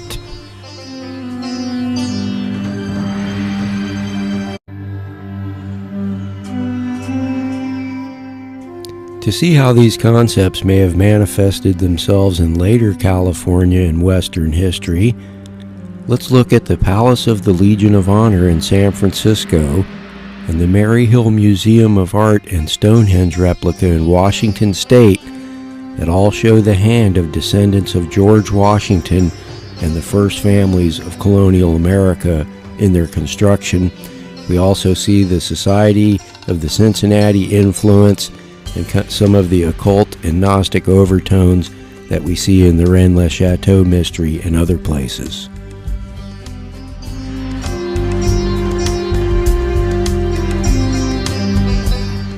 The stories of the Palace of the Legion of Honor in San Francisco and the Maryhill Museum of Art and Stonehenge replica in Washington State exposes many strange and unknown facets of early America and California.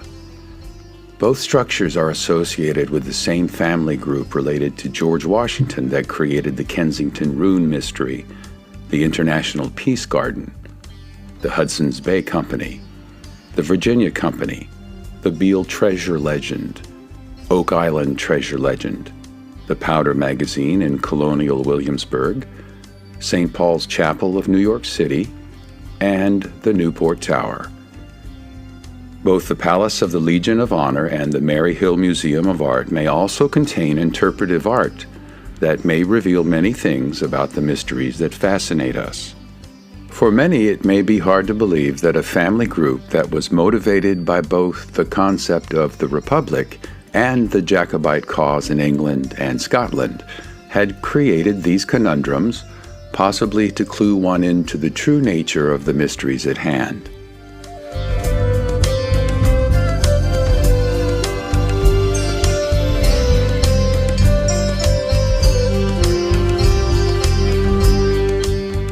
In past works, we have discussed how the concept of a New Jerusalem was transplanted to North America and may be interpreted from an English, French, Scottish, and American perspective. Many times, a New Jerusalem would include an array of octagonal structure aligned with a chapel, as we see on the Temple Mount in Jerusalem.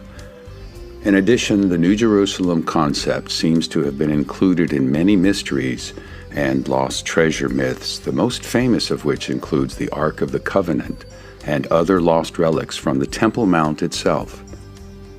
These legends in turn lead us to the Rosicrucian mythology of the Man in the Mountain, as applied by Charlemagne, and the mythology of Mount Shasta and other places.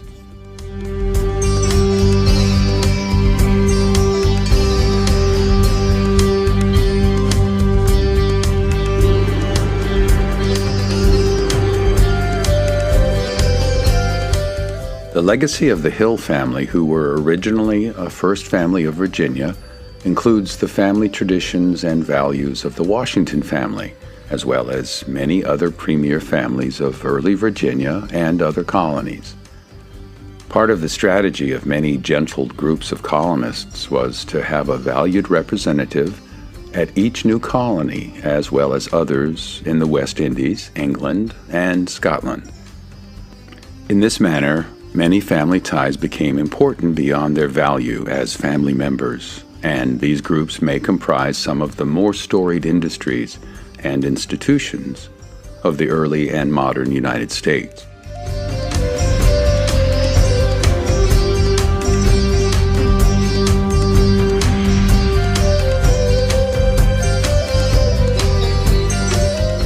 The Hills were very successful in commerce and banking, and included the Great Northern Railroad among their accomplishments. Included in the Hill family was James Hill, the creator of the Great Northern, and Samuel Hill, who was an engineer and civic planner of note in Washington State. His role in the development of Washington's road system is interesting, given his descent from Lawrence Washington, the half-brother of George Washington. Mr. Hill was enormously successful and was also a collector of fine art and literature. Eventually, Mr. Hill would build the Maryhill Museum of Art in Maryhill, Washington.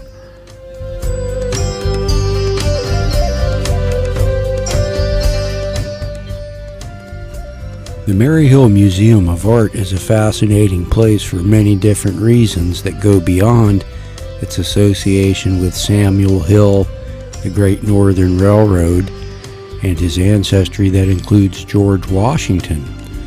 When Samuel Hill opened the Maryhill Museum of Art in the early 1920s, Queen Marie of Romania attended the opening ceremonies.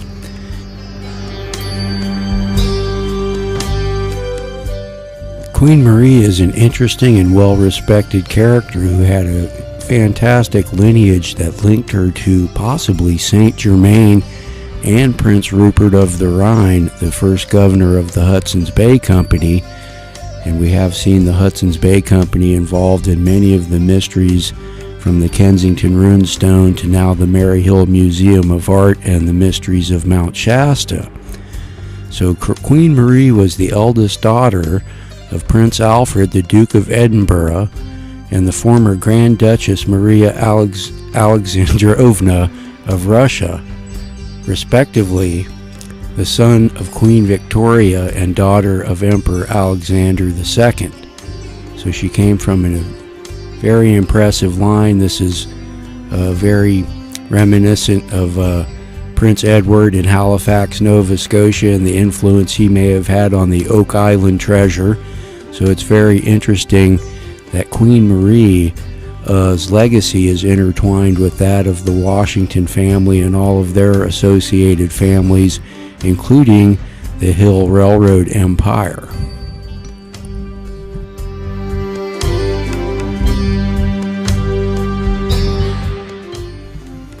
So it's interesting to speculate whether the involvement of Queen Marie, being really Russian royalty and possibly some of the only Russian royal blood remaining, is an interesting story in association with how the Russian monarchy came to an end during the communist revolution in Russia.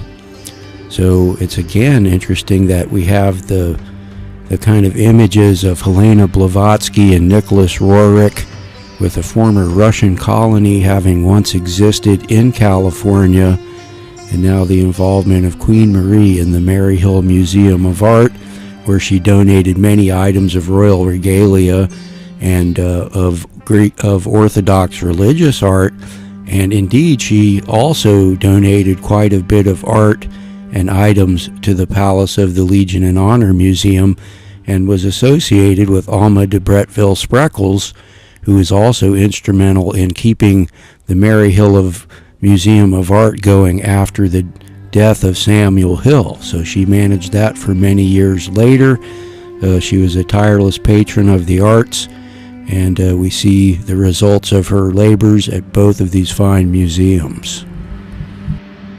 Adjacent to the museum, Mr. Hill constructed a replica of Stonehenge in the form of a World War I memorial. This representative display of a temple, or temporally sensitive structure, fit the entire pattern of value of the octagonal powder magazine in colonial Williamsburg that the Hills were undoubtedly familiar with.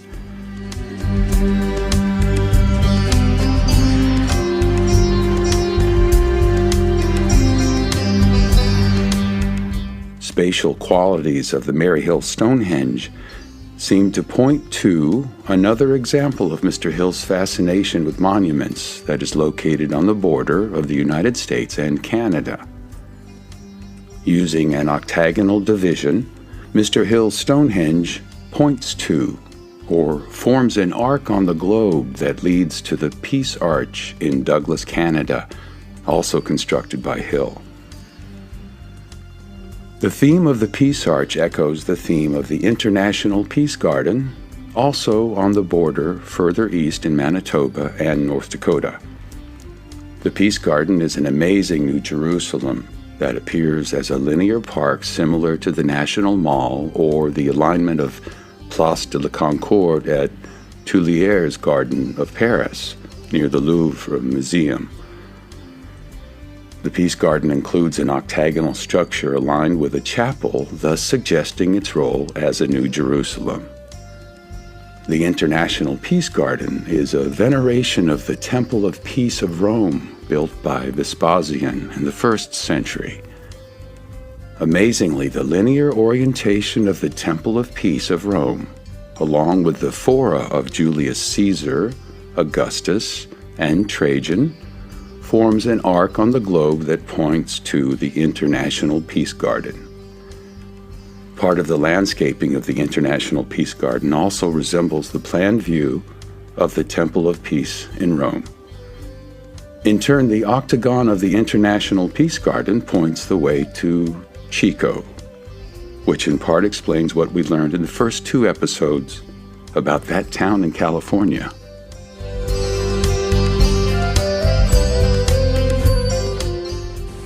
The Temple of Peace of Rome is an important place in that the temple treasure was once displayed there. The temple treasure was taken from the temple in Jerusalem in 70 AD by Titus and brought back to Rome, where it was displayed in the Temple of Peace. After the Visigoths invaded Rome, the fate of the treasure was never known of again.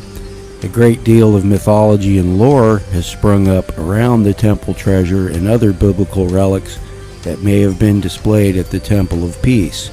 In this way, it is interesting that the Temple of the Peace of Rome is venerated at the International Peace Garden on the border of the United States and Canada.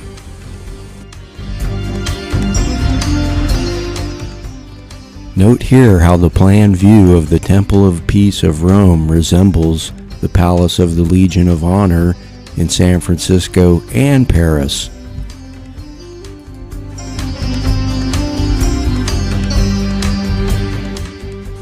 Well, let's have a look at the Palace of the Legion of Honor in Paris and how it relates to the three-quarter size reproduction in San Francisco built by Alma de Bretteville-Spreckels.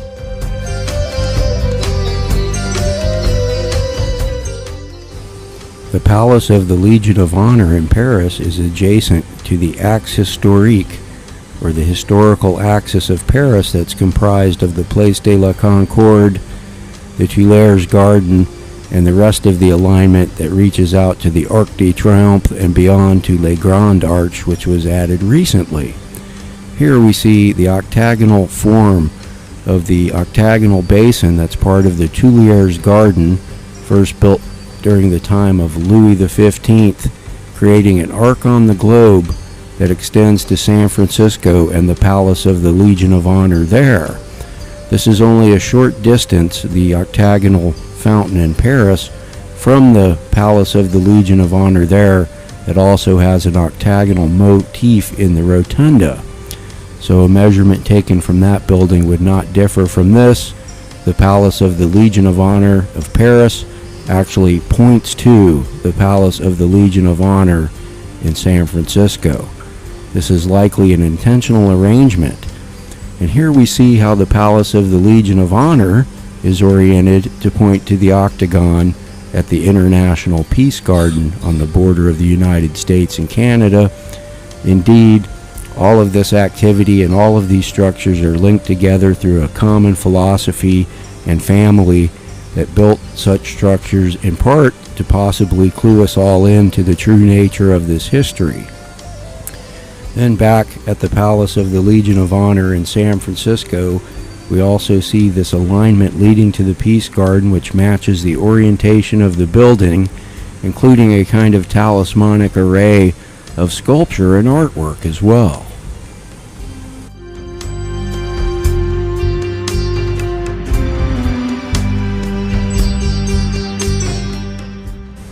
Here we even see the large sculpture just to the east of the fountain in front of the Palace of Legion of Honor in San Francisco being named Pax Jerusalem, thus echoing the theme of the International Peace Garden as a new Jerusalem.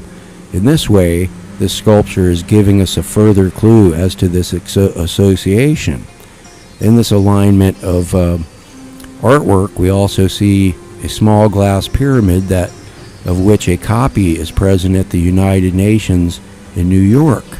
San Francisco was the birthplace of the United Nations, and the Palace of the Legion of Honor was indeed used as offices for the United Nations at that time.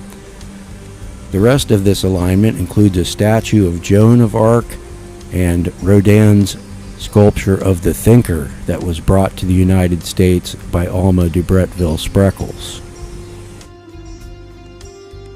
For her efforts in building the Palace of the Legion of Honor, Alma de Bretteville-Spreckels was made a member of the Legion of Honor of France.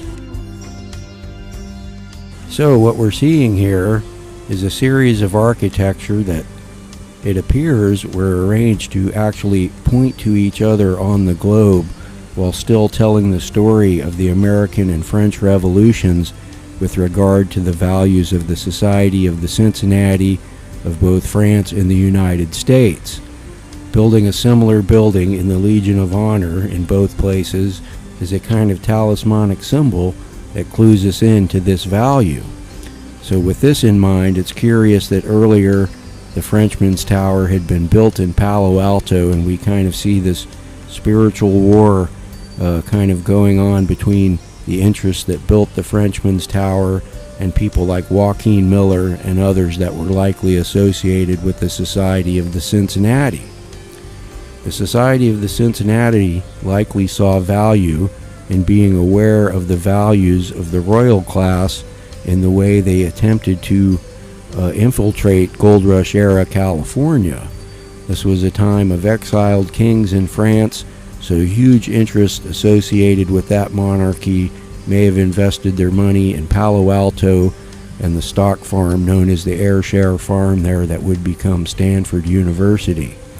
So all of this does lead us to Chico, elements of the Rosicrucian order in San Jose, Guy Ballard, Henry Steele Olcott, and the rest of the people at Mount Shasta that had a hand in forming the myths and legends of the mountain there that have kind of turned into some mainstream religious beliefs over time as well. So we're not here to shed light or criticize people for their beliefs, just to add some historical context to what's going on and how it relates to older mysteries such as Rennes le Chateau and others in Europe.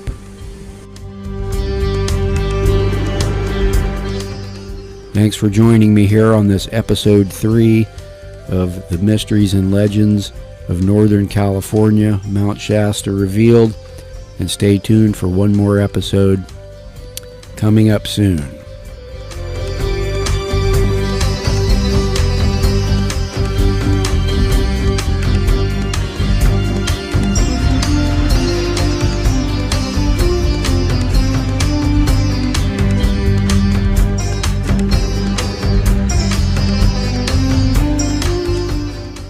If you're interested in what you've seen in the last 3 episodes of Mysteries and Legends of Northern California, please see my book, Mysteries and Legends of Northern California, Mount Shasta Revealed by Bradbury Cort Lindahl. It's available at CreateSpace and Amazon.com, as well as the Cort Lindahl author page on Facebook. Thank you very much.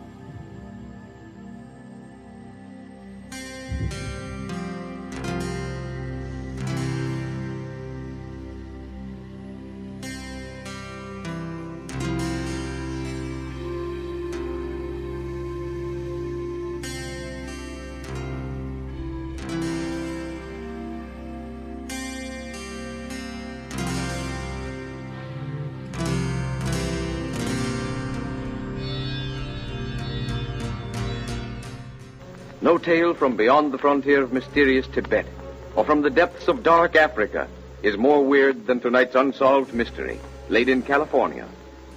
A mystery which, for downright eeriness, rivals the imaginative writings of an Arthur Conan Doyle.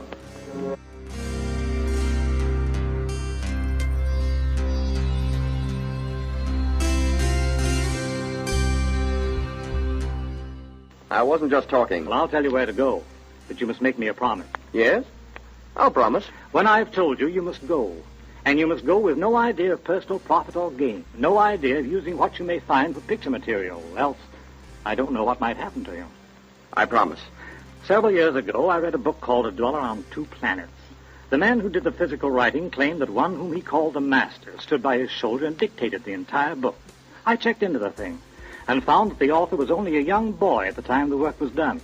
He would have hardly had the necessary experience to write such a book.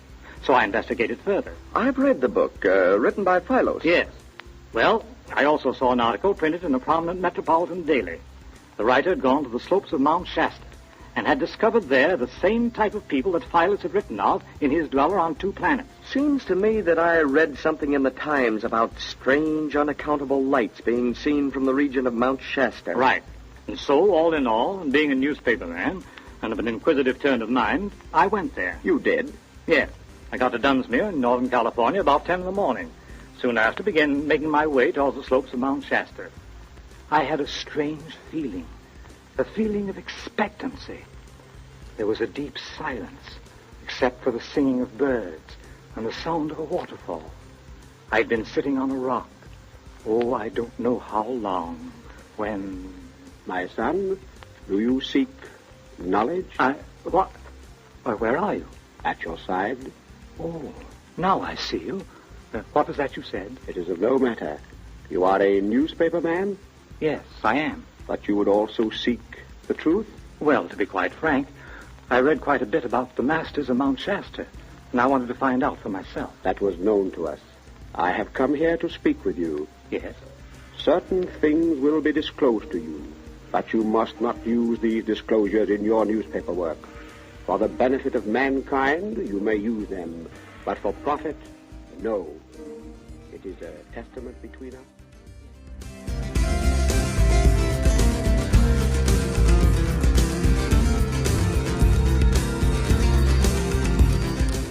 Ladies and gentlemen, inasmuch as any solution must of necessity be supposition, liberties of time, place, and characters have been taken in this solution for which you have been waiting. Well, Bill, what about that explanation? In the first place, do you think it's possible to think of the impossible? Let me see if I follow you. Can I imagine the impossible? No, I don't believe I can. The very fact that I can think of something makes that something possible. If you believe in the power of mind over matter... Well, as far as I'm concerned, mind is all-powerful. Now let's look at biology for an instant. Every so often, a specimen is found that is a definite link between some animal alive today and some other animal that's been extinct for centuries. I see your drift. You mean that these people are a link between us and some long-dead people who possess powers we don't know how to use? Yes. If you read Colonel Churchward's book on Mu, you will find logical arguments in favor of the theory that the Lemurians migrated to the North American continent. And that some of them landed to the south and became the ancient Mayas. Right. And the ancient Mayas certainly had something that we don't possess, as did the ancient Egyptians. Yes, we're all too inclined to think of America as a land inhabited by nothing but warlike Indians before it was settled. Only the other day, a skeleton was found near the La Brea pits in Los Angeles, and scientists are agreed that it's not less than 15,000 years old. So isn't it possible that descendants of these ancient peoples still live in isolated parts of the country? And not liking our modern civilization, they simply withdraw from it? That's it. After my experience, you can hardly blame me for believing that a strange people do live on the slopes of Mount Shasta.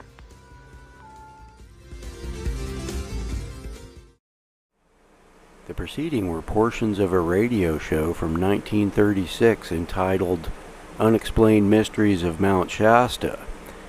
Strangely, the radio show hit on many of the themes and mythologies of Mount Shasta that would come to be part of the I Am activity and that had already been developed as part of theosophical thought, thus also matching the Native American mythology of Mount Shasta. So as we will see, this theme progresses to where we see the legend of J.C. Brown, the story of a mining engineer who came to Mount Shasta and found a tunnel into the mountain.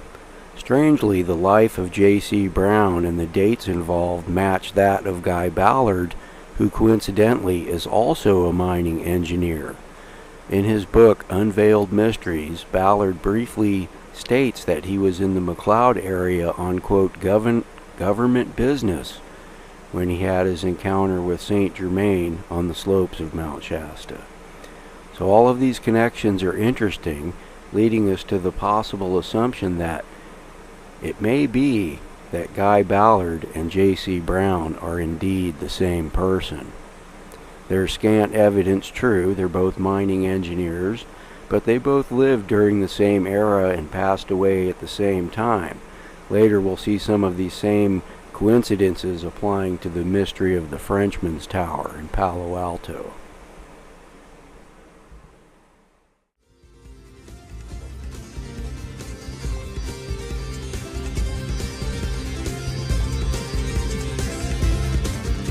One must emerge from the underworld to quest for the stone.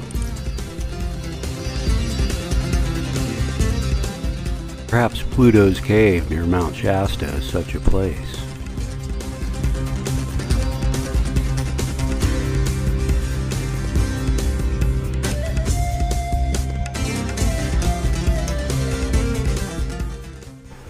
Many of the myths and legends of Mount Shasta are reflective of both the Native American myths of the mountain and European stories that involved the man in the mountain.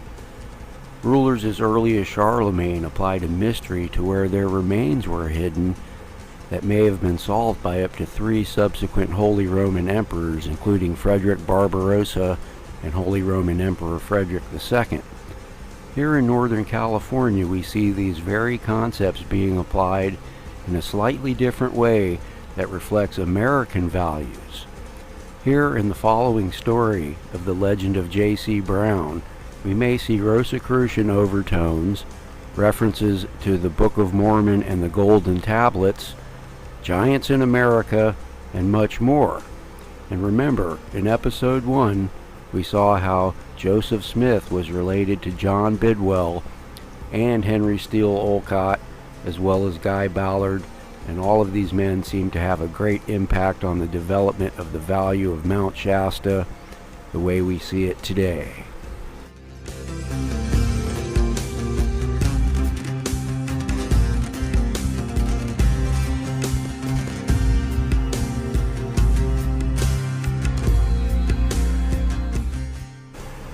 Here in the following story of the legend of J.C. Brown, in Emily Frank's book, Mount Shasta, California's Mystic Mountain, we will see many of these concepts displayed. The strange story of J.C. Brown may reveal a lot about Mount Shasta.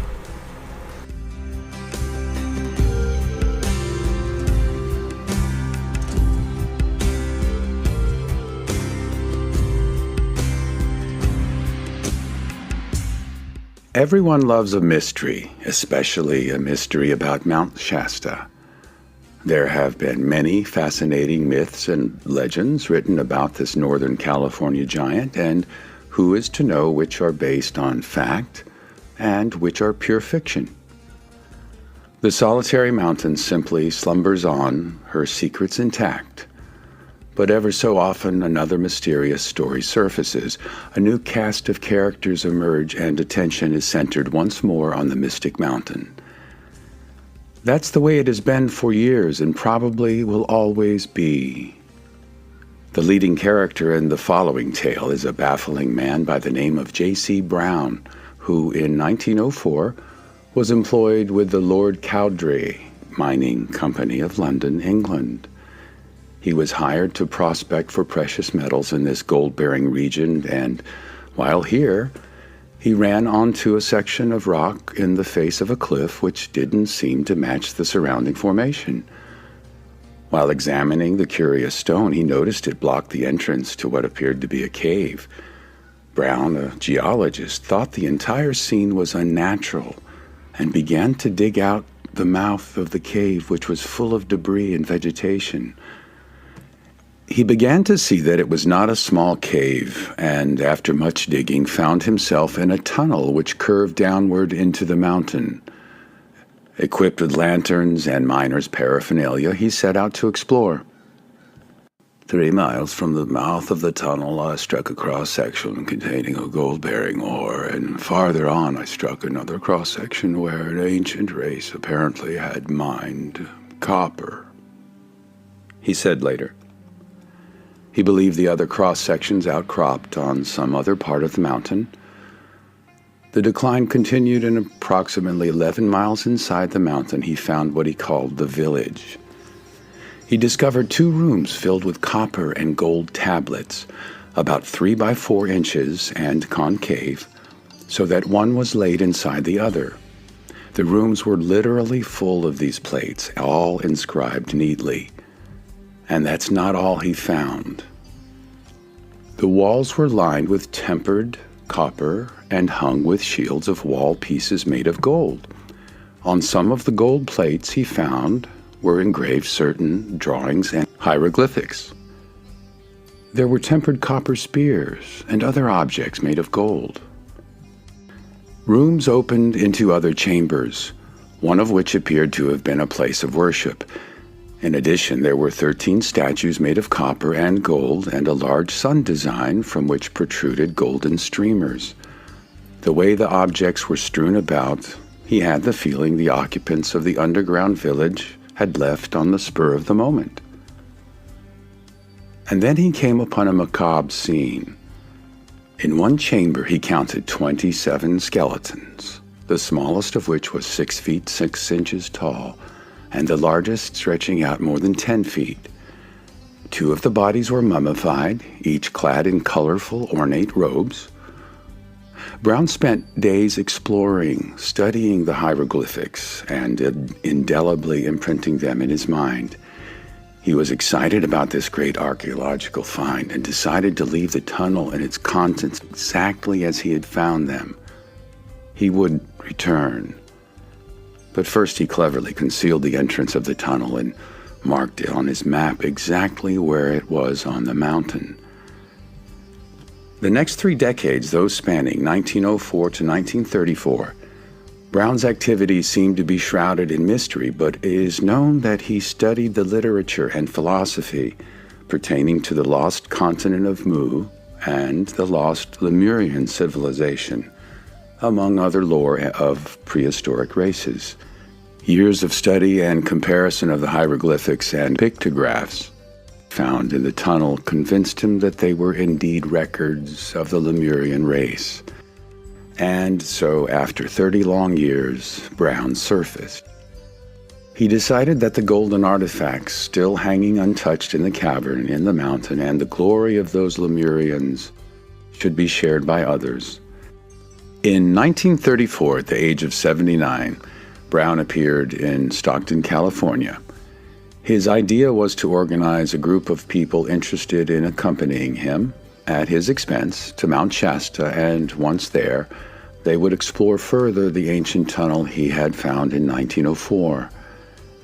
80 eager Stockton residents, including a newspaper editor, a museum curator, a retired printer, several scientists, and other solid citizens, formed a group to investigate the tunnel with J.C. Brown.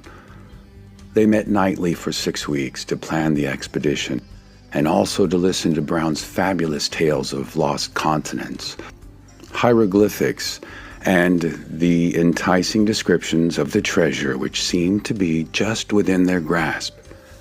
Some even gave up their jobs, and some sold much of their personal property during those 6 weeks. So certain were they that their lives would be altered and enriched after their remarkable discoveries. The editor and the curator questioned Brown closely, going over and over the details of his bizarre story. Brown disclosed that he had spent much of the previous 30 years searching for ancient records pertaining to the Lemurians, and his mental picture of the hieroglyphics in the tunnel village had convinced him that he had found the lost link in the story of civilization. And he told them he believed the golden antiquities he had found were those of the Lemurians or their descendants. Brown even promised to provide a yacht to transport the group as far north as they could go by water. They would leave on June 19th at 1 p.m. The day dawned clear and beautiful, and 80 Stockton citizens were waiting at the designated time for their leader to appear. They had met the evening before in order to consummate the final details, after which J.C. Brown bid them adieu until the next afternoon. However, Brown was never seen by the group again, and what happened to him is anybody's guess. The members of the group feared for his life. He had mentioned that he had once been kidnapped and had barely escaped with his life. They called in the Stockton police, but no trace of the man was found. He had completely disappeared. But the 80 persons who waited in vain for him that June day believed the authenticity of his story, and they believed in the existence of the vast tunnel in Mount Shasta filled with golden artifacts. Unfortunately, J.C. Brown had never revealed the exact location of the secret tunnel in the mountain, and it is highly probable that these treasures of a prehistoric era will never again delight the eyes of another human.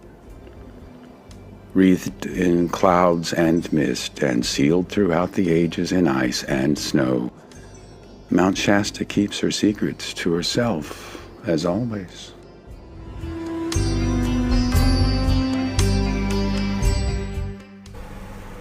Many of these stories of Mount Shasta have similar elements to them, starting with a dweller on two planets, leading us to the legend of J.C. Brown and more.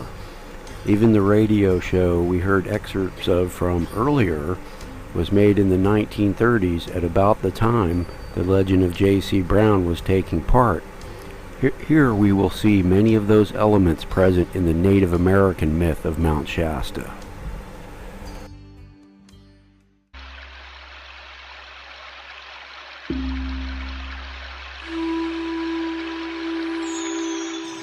The Indians say the Great Spirit made this mountain first of all. Can you not see how it is, they say? He first pushed down snow and ice from the skies through a hole which he made in the blue heavens by turning a stone round and round, till he made this great mountain. Then he stepped out of the clouds onto the mountain top and descended and planted the trees all around by putting his finger on the ground. Simple and sublime. The sun melted the snow, and the water ran down and nurtured the trees and made the rivers. After that he made the fish for the rivers out of the small end of his staff. He made the birds by blowing some leaves which he took up from the ground among the trees. After that he made the beasts out of the remainder of his stick, but made the grizzly bear out of the big end, and made him master over all the others. He made the grizzly so strong that he feared him himself, and would have to go up on the top of the mountain out of sight of the forest to sleep at night, lest the grizzly, who, as will be seen, was much more strong and cunning than now, should assail him in his sleep. Afterwards, the Great Spirit, wishing to remain on earth and make the sea and some more land, he converted Mount Shasta by a great deal of labor into a wigwam, and built the fire in the center of it and made it a pleasant home. After that his family came down, and they all have lived in the mountain ever since. They say that before the white man came, they could see the fire ascending from the mountain by night and the smoke by day, every time they chose to look in that direction.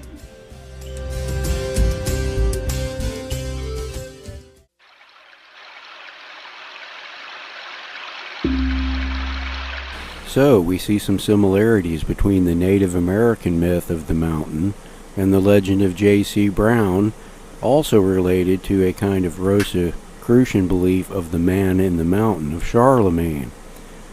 Next, in the story of the Frenchman's Tower in Palo Alto, we'll also see some similarities, but we may be actually seeing some real physical clues that may lead us to the conclusion that some of the same people that were involved in the famous Rennes le Chateau mystery in France may have also been involved in the Frenchman's Tower, and indeed what is suggested is that a man in the mountain myth is present at Mount Shasta.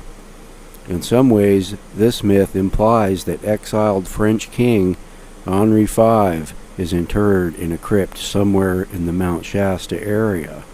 Although this is a far-out story, this may be what the myth is meant to imply. Another possible candidate for entombment in a hidden crypt somewhere in the Mount Shasta area could be Saint Germain.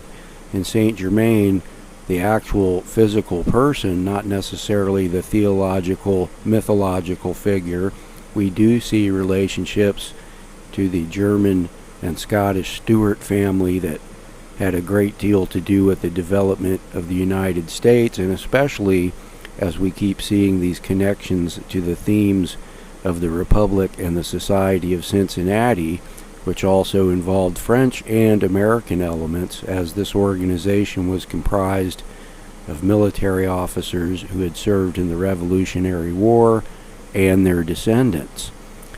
So here, let's examine the Frenchman's Tower and see what relations to the man in the mountain we can see.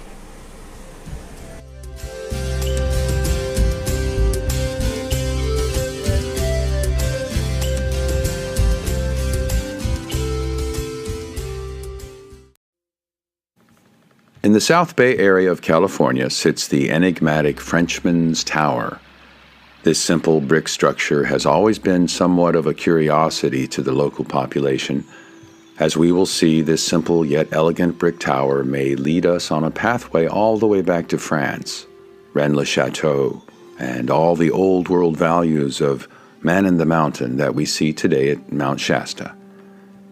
It appears the Frenchman's Tower was likely built by the same people that had built the famous Tour Magdala and Villa Bethany at Rennes le Chateau, and had also possibly paid to have the chapel there renovated as we see it today. In the end, we may also see the involvement of the American influence via the Society of the Cincinnati at both places. In 1875, Paul and Caperon moved to what would become Palo Alto, California, and built a premier stock farm on the same land that would become Stanford University. Paul and Caperon was truly a man of mystery.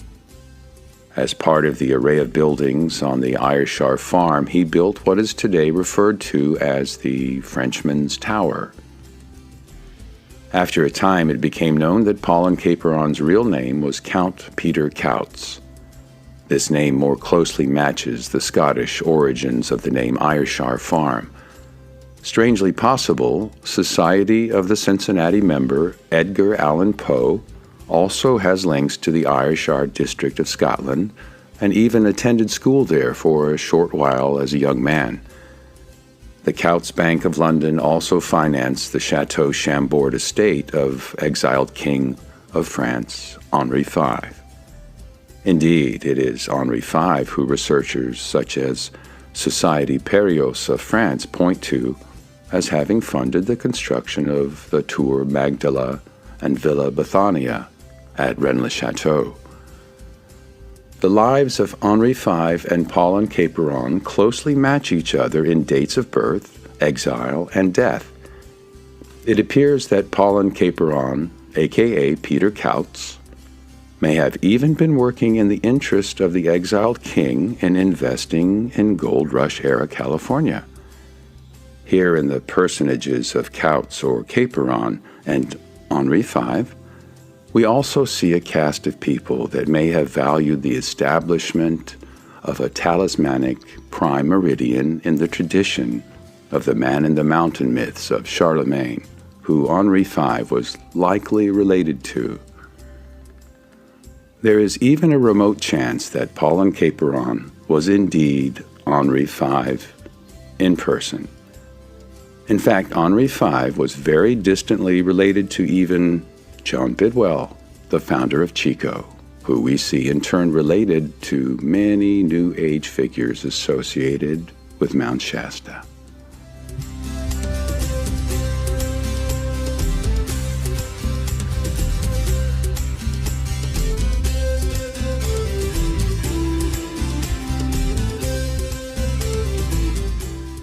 Here's Here's the Frenchman's Tower on Google Earth.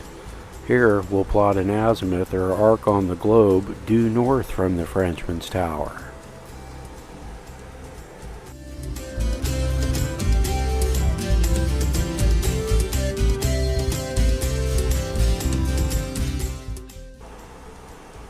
As we see, this arc plotted leads to Mount Shasta, just a little bit due west of the peak, or due east of the peak of Mount Shasta.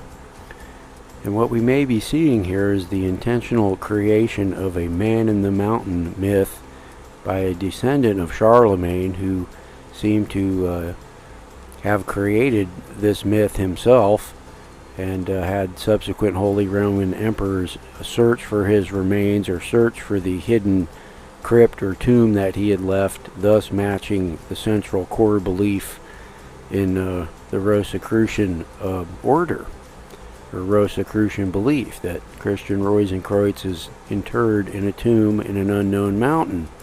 This matches the mythology of Charlemagne, and here we maybe see associates of exiled King Henry V establishing the same type of mythology in California. So why is the Frenchman's Tower important? What we may be seeing in the Frenchman's Tower is a kind of European imperial claim to things in California. Somebody had taken the time to suggest that there was a man-in-the-mountain mystery here that was created by a Frenchman. Now, after a time, all, quote, foreigners were banned from California, and this happened to be about the time when Henri V was allowed to return to France when his exile ended. So this is another event in Pauline Caperon's life that matches the events in the life of Henri V. So in response, we may see the kind of Republican ideals of the Society of the Cincinnati answering the man-in-the-mountain myth of Henri V in the form of Joaquin Miller, another artist and author who seemingly went to Europe, associated for a time with the Pre-Raphaelite Brotherhood, a kind of a artist guild of Europe at the time, dedicated towards supporting the notion that older art had more legitimacy and could be used to communicate modern ideas. We see Miller then returning to Washington, D.C. and living on the White House Meridian in a log cabin for 2 years before returning to Oakland and building his Heights estate due south of Mount Shasta. Now, this includes the Pyramid of Moses and 2 towers, one dedicated to explorer Fremont, and an interesting funeral pyre on which Miller's remains were supposedly actually burned by his Bohemian Club brothers.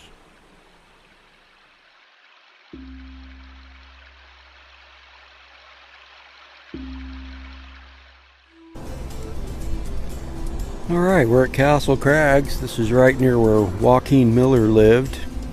And in the area there's some strange rock carvings very similar to the ones on his Heights estate in Oakland.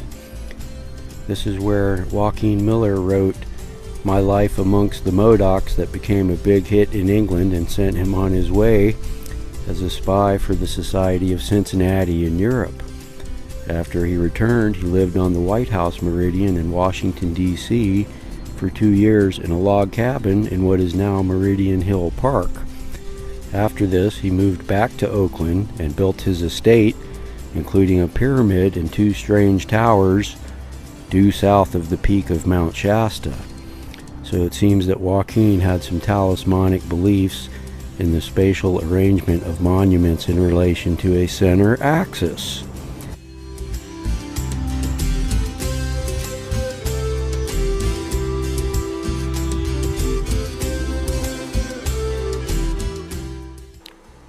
The location of Joaquin Miller's estate and the architecture that he built may indicate that he was responding to this kind of imperial notion of the man in the mountain in an intelligence service way. We do see that the Society of the Cincinnati used kind of spies in a kind of a Wild Wild West scenario, referring to the TV show of spies of the 19th century era. So it is clear that countries like England and the United States tried to influence artists and the notion of their countries that was promoted via literature and art. And along with this went folklore. So it appears that Joaquin Miller was aware of what had been done at the Frenchman's Tower in Palo Alto, and that his estate and architecture was a response to this. And we do see this in many places in California, like the Chico City Plaza, the Rosicrucian Museum in San Jose, the Palace of the Legion of Honor in San Francisco, Hearst Castle, and many other places. At each of these places, it is shown how their builders or the architects were aware of these concepts in this tradition and how it related to mysteries in the old world, related to quests for hidden biblical relics, and again all the way back to the man in the mountain mythology of Charlemagne and before, and even of the Merovingian dynasty that we see at Rennes le Chateau in France. So in future episodes and in my work, The Prophecy of Dante and the New Jerusalem of Ravenna, we can see how the concept of Arcadia links all the way back to the Byzantine rulers and their Merovingian relatives and wives that kind of morphed into the Merovingian dynasty that Charlemagne is related to, and the Merovingian characters associated with Rennes le Chateau and its man in the mountain mythology of the blood of Christ. So thank you very much for joining me here on episode number 2 of Mysteries and Legends of Northern California, where we see that indeed the mineral riches and political climate of early California did lend itself to imperial interests, and a law was even created in response to eject many of these people from California, including what was considered to be for a long time our French allies. And we see people who are in exile, such as Henry V, the exiled king of France, and those associated with him possibly establishing the Ayrshire farm in Gold Rush, California, and leaving at the same time Henri V's exile was done. So this person who created the farm was associated with Henri V, or was in the same kind of political situation associated with the Franco-Prussian War.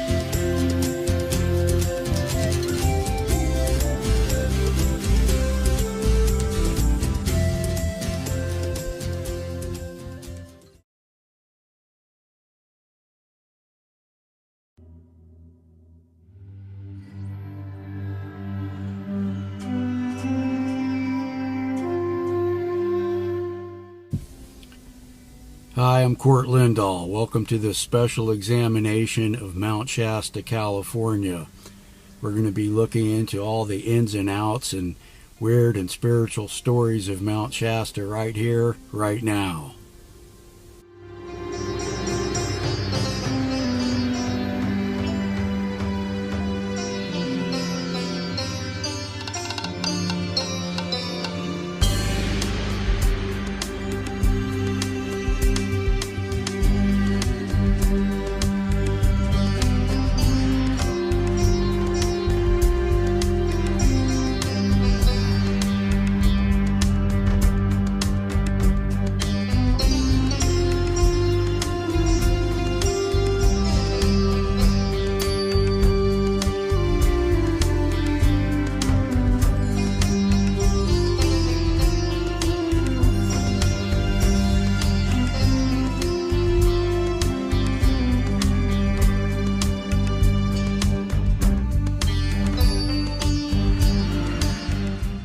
John Muir once said, "Mount Shasta is a cathedral of nature." What is it about this place that inspires spirituality and awe beyond the natural beauty of the mountain?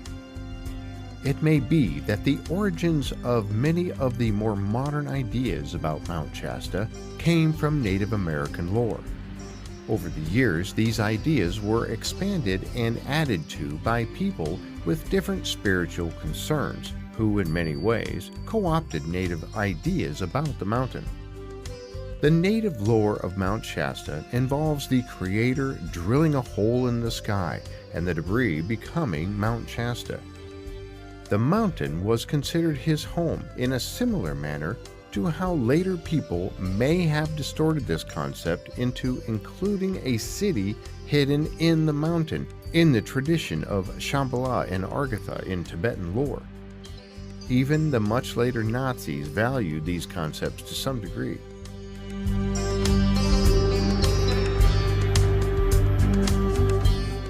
In tandem with this concept, a series of spiritual movements and strange historical stories have in turn emerged, giving Mount Shasta some of the most well-developed folklore of the modern age. In response, many spiritual movements have popped up in relation to these beliefs, combined with the natural beauty of Mount Shasta. From the native history of the mountain to the more recent stories of cities hidden in the depths of Mount Shasta, there is truly something for everyone with regard to California's mystic mountain.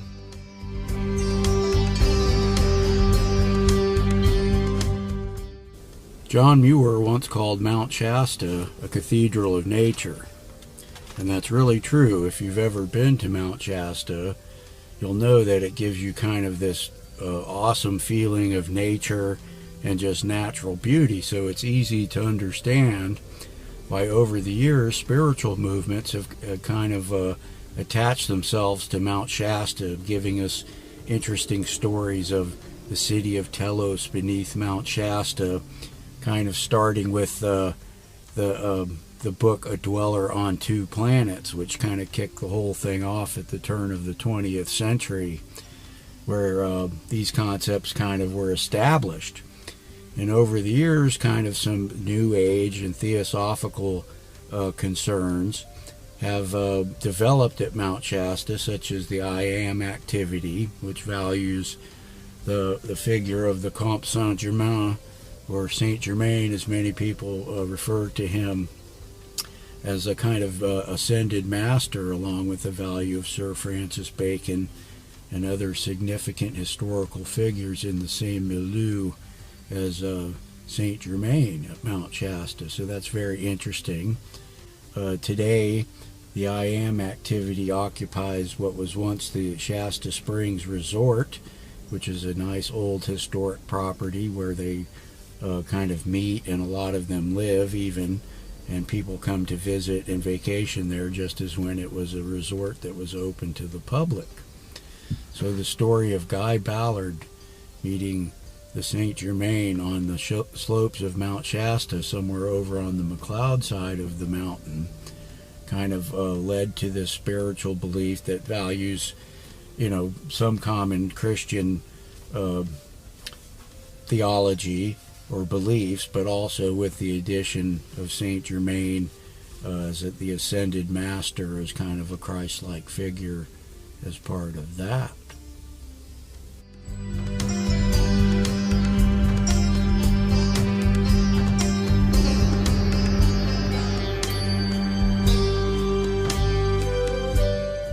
One of the most amazing and well-documented stories about Mount Shasta is known as the Legend of J.C. Brown. The Legend of J.C. Brown is notable because the real-life events surrounding this amazing tale were also recorded in the Stockton Record Searchlight newspaper. Here again, the Legend of J.C. Brown also includes elements of the Mount Shasta story, going all the way back to Oliver's book, A Dweller on Two Planets.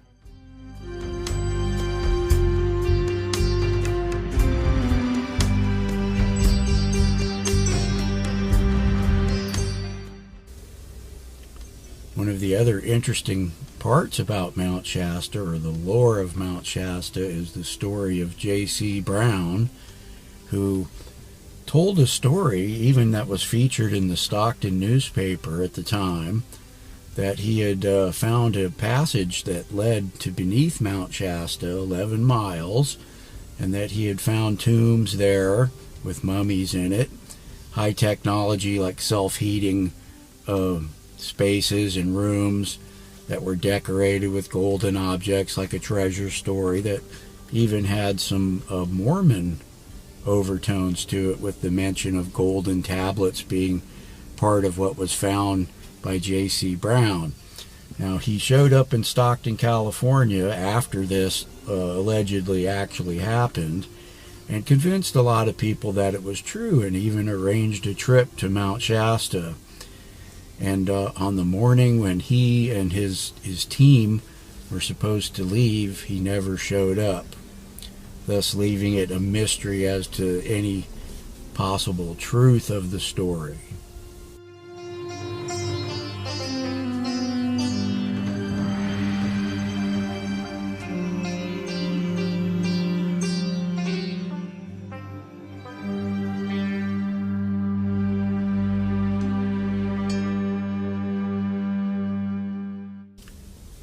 Now, over the years, I've looked into the legend of J.C. Brown a great deal. And I think, if we look at it as true, that's your prerogative. But to me, it looks like a story that was kind of contrived along the lines of some of the other interesting stories at Mount Shasta, like the Castle Crags petroglyphs that were also thought to have been associated with Lemuria, or a city beneath Mount Shasta, and those kind of turned out to have a more practical or historically viable explanation than that kind of point of view. But I understand that people believe these kinds of things. But there was a man, in fact, his name was Curly Brown, and he's responsible for Mount Shasta City being named that. He kind of led the drive to change the name from Sisson, which was the original name of Mount Shasta City, which I think is kind of cool, that they maybe shouldn't have changed the name, but Curly Brown saw fit to, create a campaign to change the name to Mount Shasta City, and that became the name of the town. Everybody agreed to change the name. So Curly Brown was a horse racing tycoon from the Chicago area who had purchased a large plot of land near Sisson or Mount Shasta City. And Curly was Mormon. This was obvious because he named his sons after some of the famous Mormon saints like Moroni and other names that are popular in Mormon lore and beliefs. So that may be why there was golden tablets included in the story of J.C. Brown. And I suspect there was some connection between Curly Brown and J.C. Brown, at least the use of the name Brown. So that's my take on that, though I understand why people would want to believe such a cool treasure story that kind of has all of the components of what I term man-in-the-mountain mythology.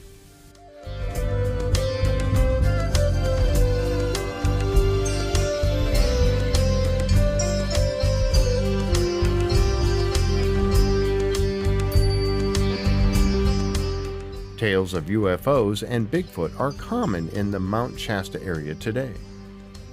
Mount Shasta follows a tradition that goes far back in history that includes the man-in-the-mountain imagery of Charlemagne and Frederick Barbarossa. These older stories may have influenced the way stories about Mount Shasta developed beginning at the turn of the 12th century.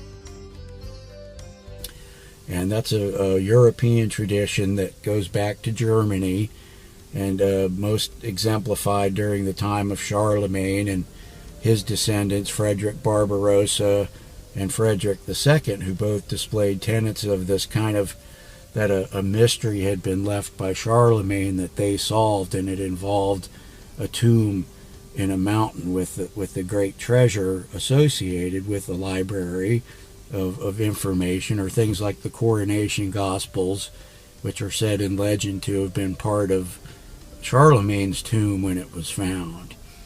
So this kind of concept later even fed into Rosicrucian lore, the story of Christian Rosenkreuz being entombed in a seven-sided chamber with a hidden library of information and other cloistered information that is kind of a lure that is the basis of many treasure stories that people have come to believe over the years, like Oak Island, the Rennes le Chateau treasure, and others. The Beale treasure all involve a vault, supposed information that's hidden along with the great treasure.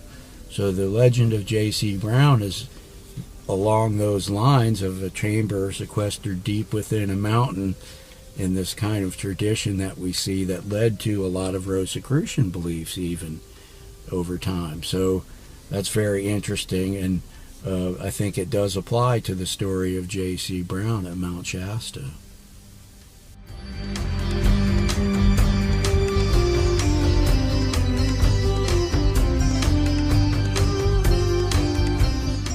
The first real reference to what would become the legend of the city of Telos beneath Mount Shasta comes to us via a book entitled A Dweller on Two Planets by Frederick Spencer Oliver, first published in 1899. A Dweller on Two Planets in many ways established a lore that many others would come to emulate. Interestingly, Oliver's book associates Mount Shasta with Atlanteans and not Lemurians, which would later emerge as the source of all strange goings-on there. The book also seems to promote many theosophical concepts like reincarnation and astral travel. Many of these concepts featured in this book later became mainstays of other ideas about the mystical nature of Mount Shasta. Eventually, others would then speculate that it had been the lost citizens of Lemuria that had established a city beneath Mount Shasta. Both of these concepts, in turn, seem to have also been expressed by the later figure Guy Ballard in his I Am Activity spiritual movement.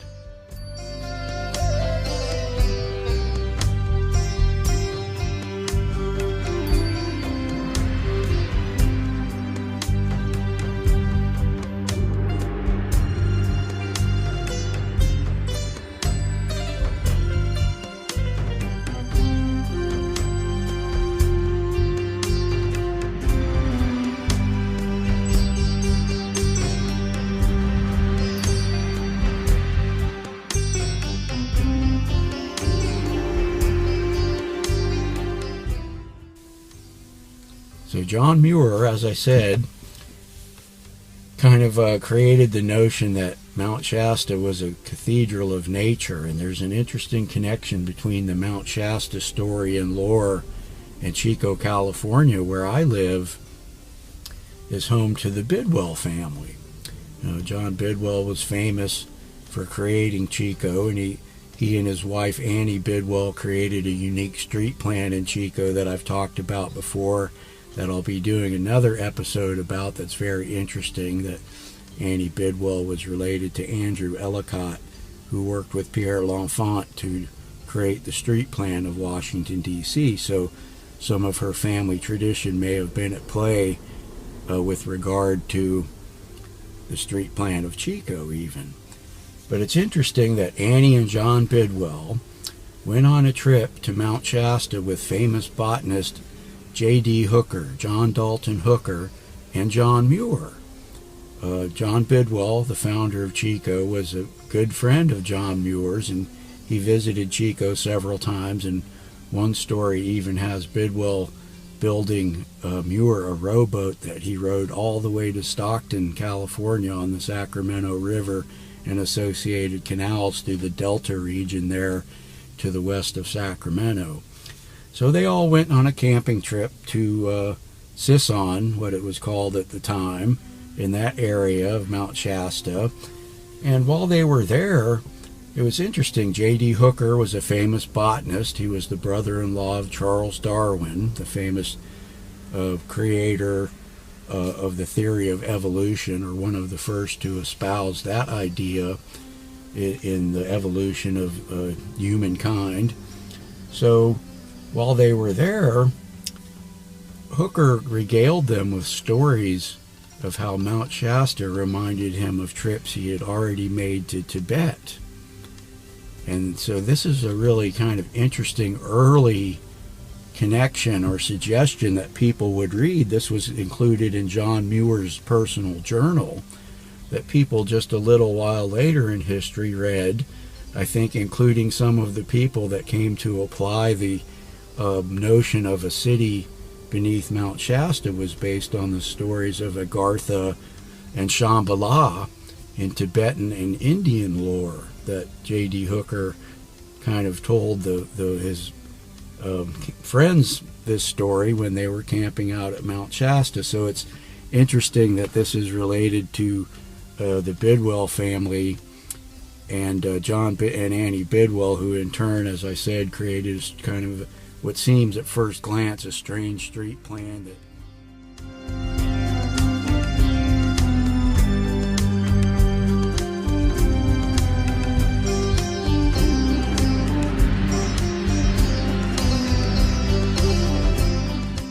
The influence of the story of Guy Ballard meeting Saint Germain on the slopes of Mount Shasta and drinking a magical elixir suggests stories about the elixir of life, once popular among Rosicrucian and alchemical circles in Europe. The Count Saint Germain was a central figure in 18th century promotion of similar ideas. Indeed, the era during which Ballard made his claims is also near the same time Marie Bauer Hall was making similar claims with regard to the legend of the Broughton Vault in Williamsburg, Virginia. Both stories involve the concept of a ascended master, as well as other concepts related to theosophical points of view. In this way, there is no coincidence that Saint Germain is also associated with magical goings-on at Mount Shasta. The I Am activity was inspired by Guy Ballard's view of Saint Germain as an ascended master. These beliefs then also came to be associated with other significant historical figures, such as Sir Francis Bacon, who is also considered an ascended master.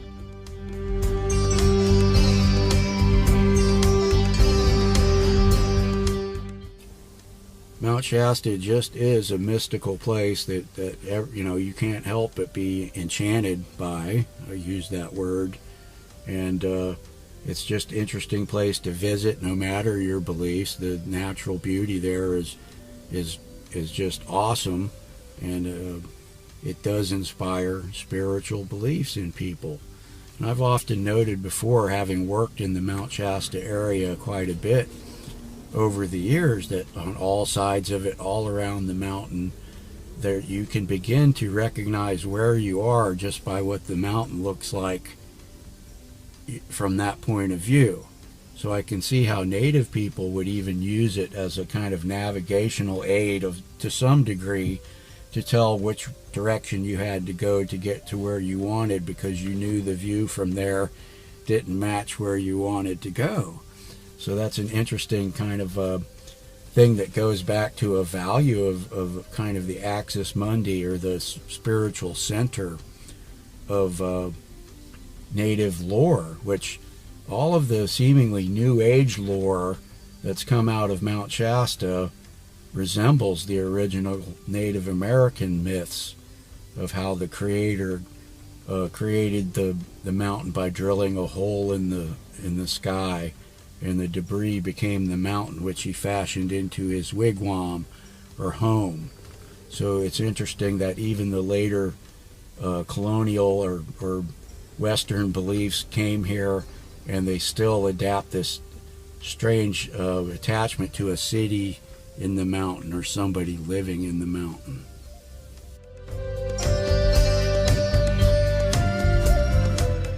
All of these stories in relation to Mount Shasta have in turn created a modern version of some of the theories and lore in the current era. There are many people who take these stories literally. One more recent concept is that the city of Telos beneath Mount Shasta is present in another dimension and that one must access the portal to visit Telos. Strange stories about Mount Shasta are continually being added to, including one recent story of a man encountering a person who he claims was a Lemurian from the hidden city of Telos beneath Mount Shasta. The gentleman in question also claims that a portal opened in the mountain and he was taken on a tour of Telos by his Lemurian guide. In addition to all of the other myths and legends of Mount Shasta, the mountain has also become what may be termed a UFO hotspot. Many people claim to see strange lights on and around Mount Shasta. Some theories involve the frequent appearance of lenticular clouds over the mountain being a shield or way to hide the coming and goings of extraterrestrial craft.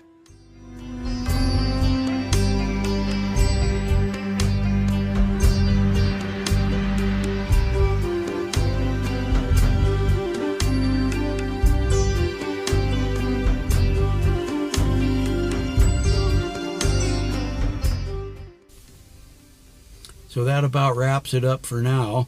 Thanks for joining me on this brief look at Mount Shasta, the myths and legends associated with this grand place. And please see my 4-part series about Mount Shasta that goes into a lot more detail, with each part being at least a half-hour long. So I look at all the different history and views and everything that seems to have created the mythology of Mount Shasta, and took an objective view of this too, and also give you real historical events that may have caused people to believe these things, or the spiritual movements that were prevalent during different parts of American history, even going back to the Hudson's Bay Company, who used to claim the region where Mount Shasta is, and other parts of California like San Francisco and Stockton as well. So there's a lot of early influence with people like Sir Francis Drake, even early on, claiming New Albion, which is parts of California, Oregon, and Washington, for England.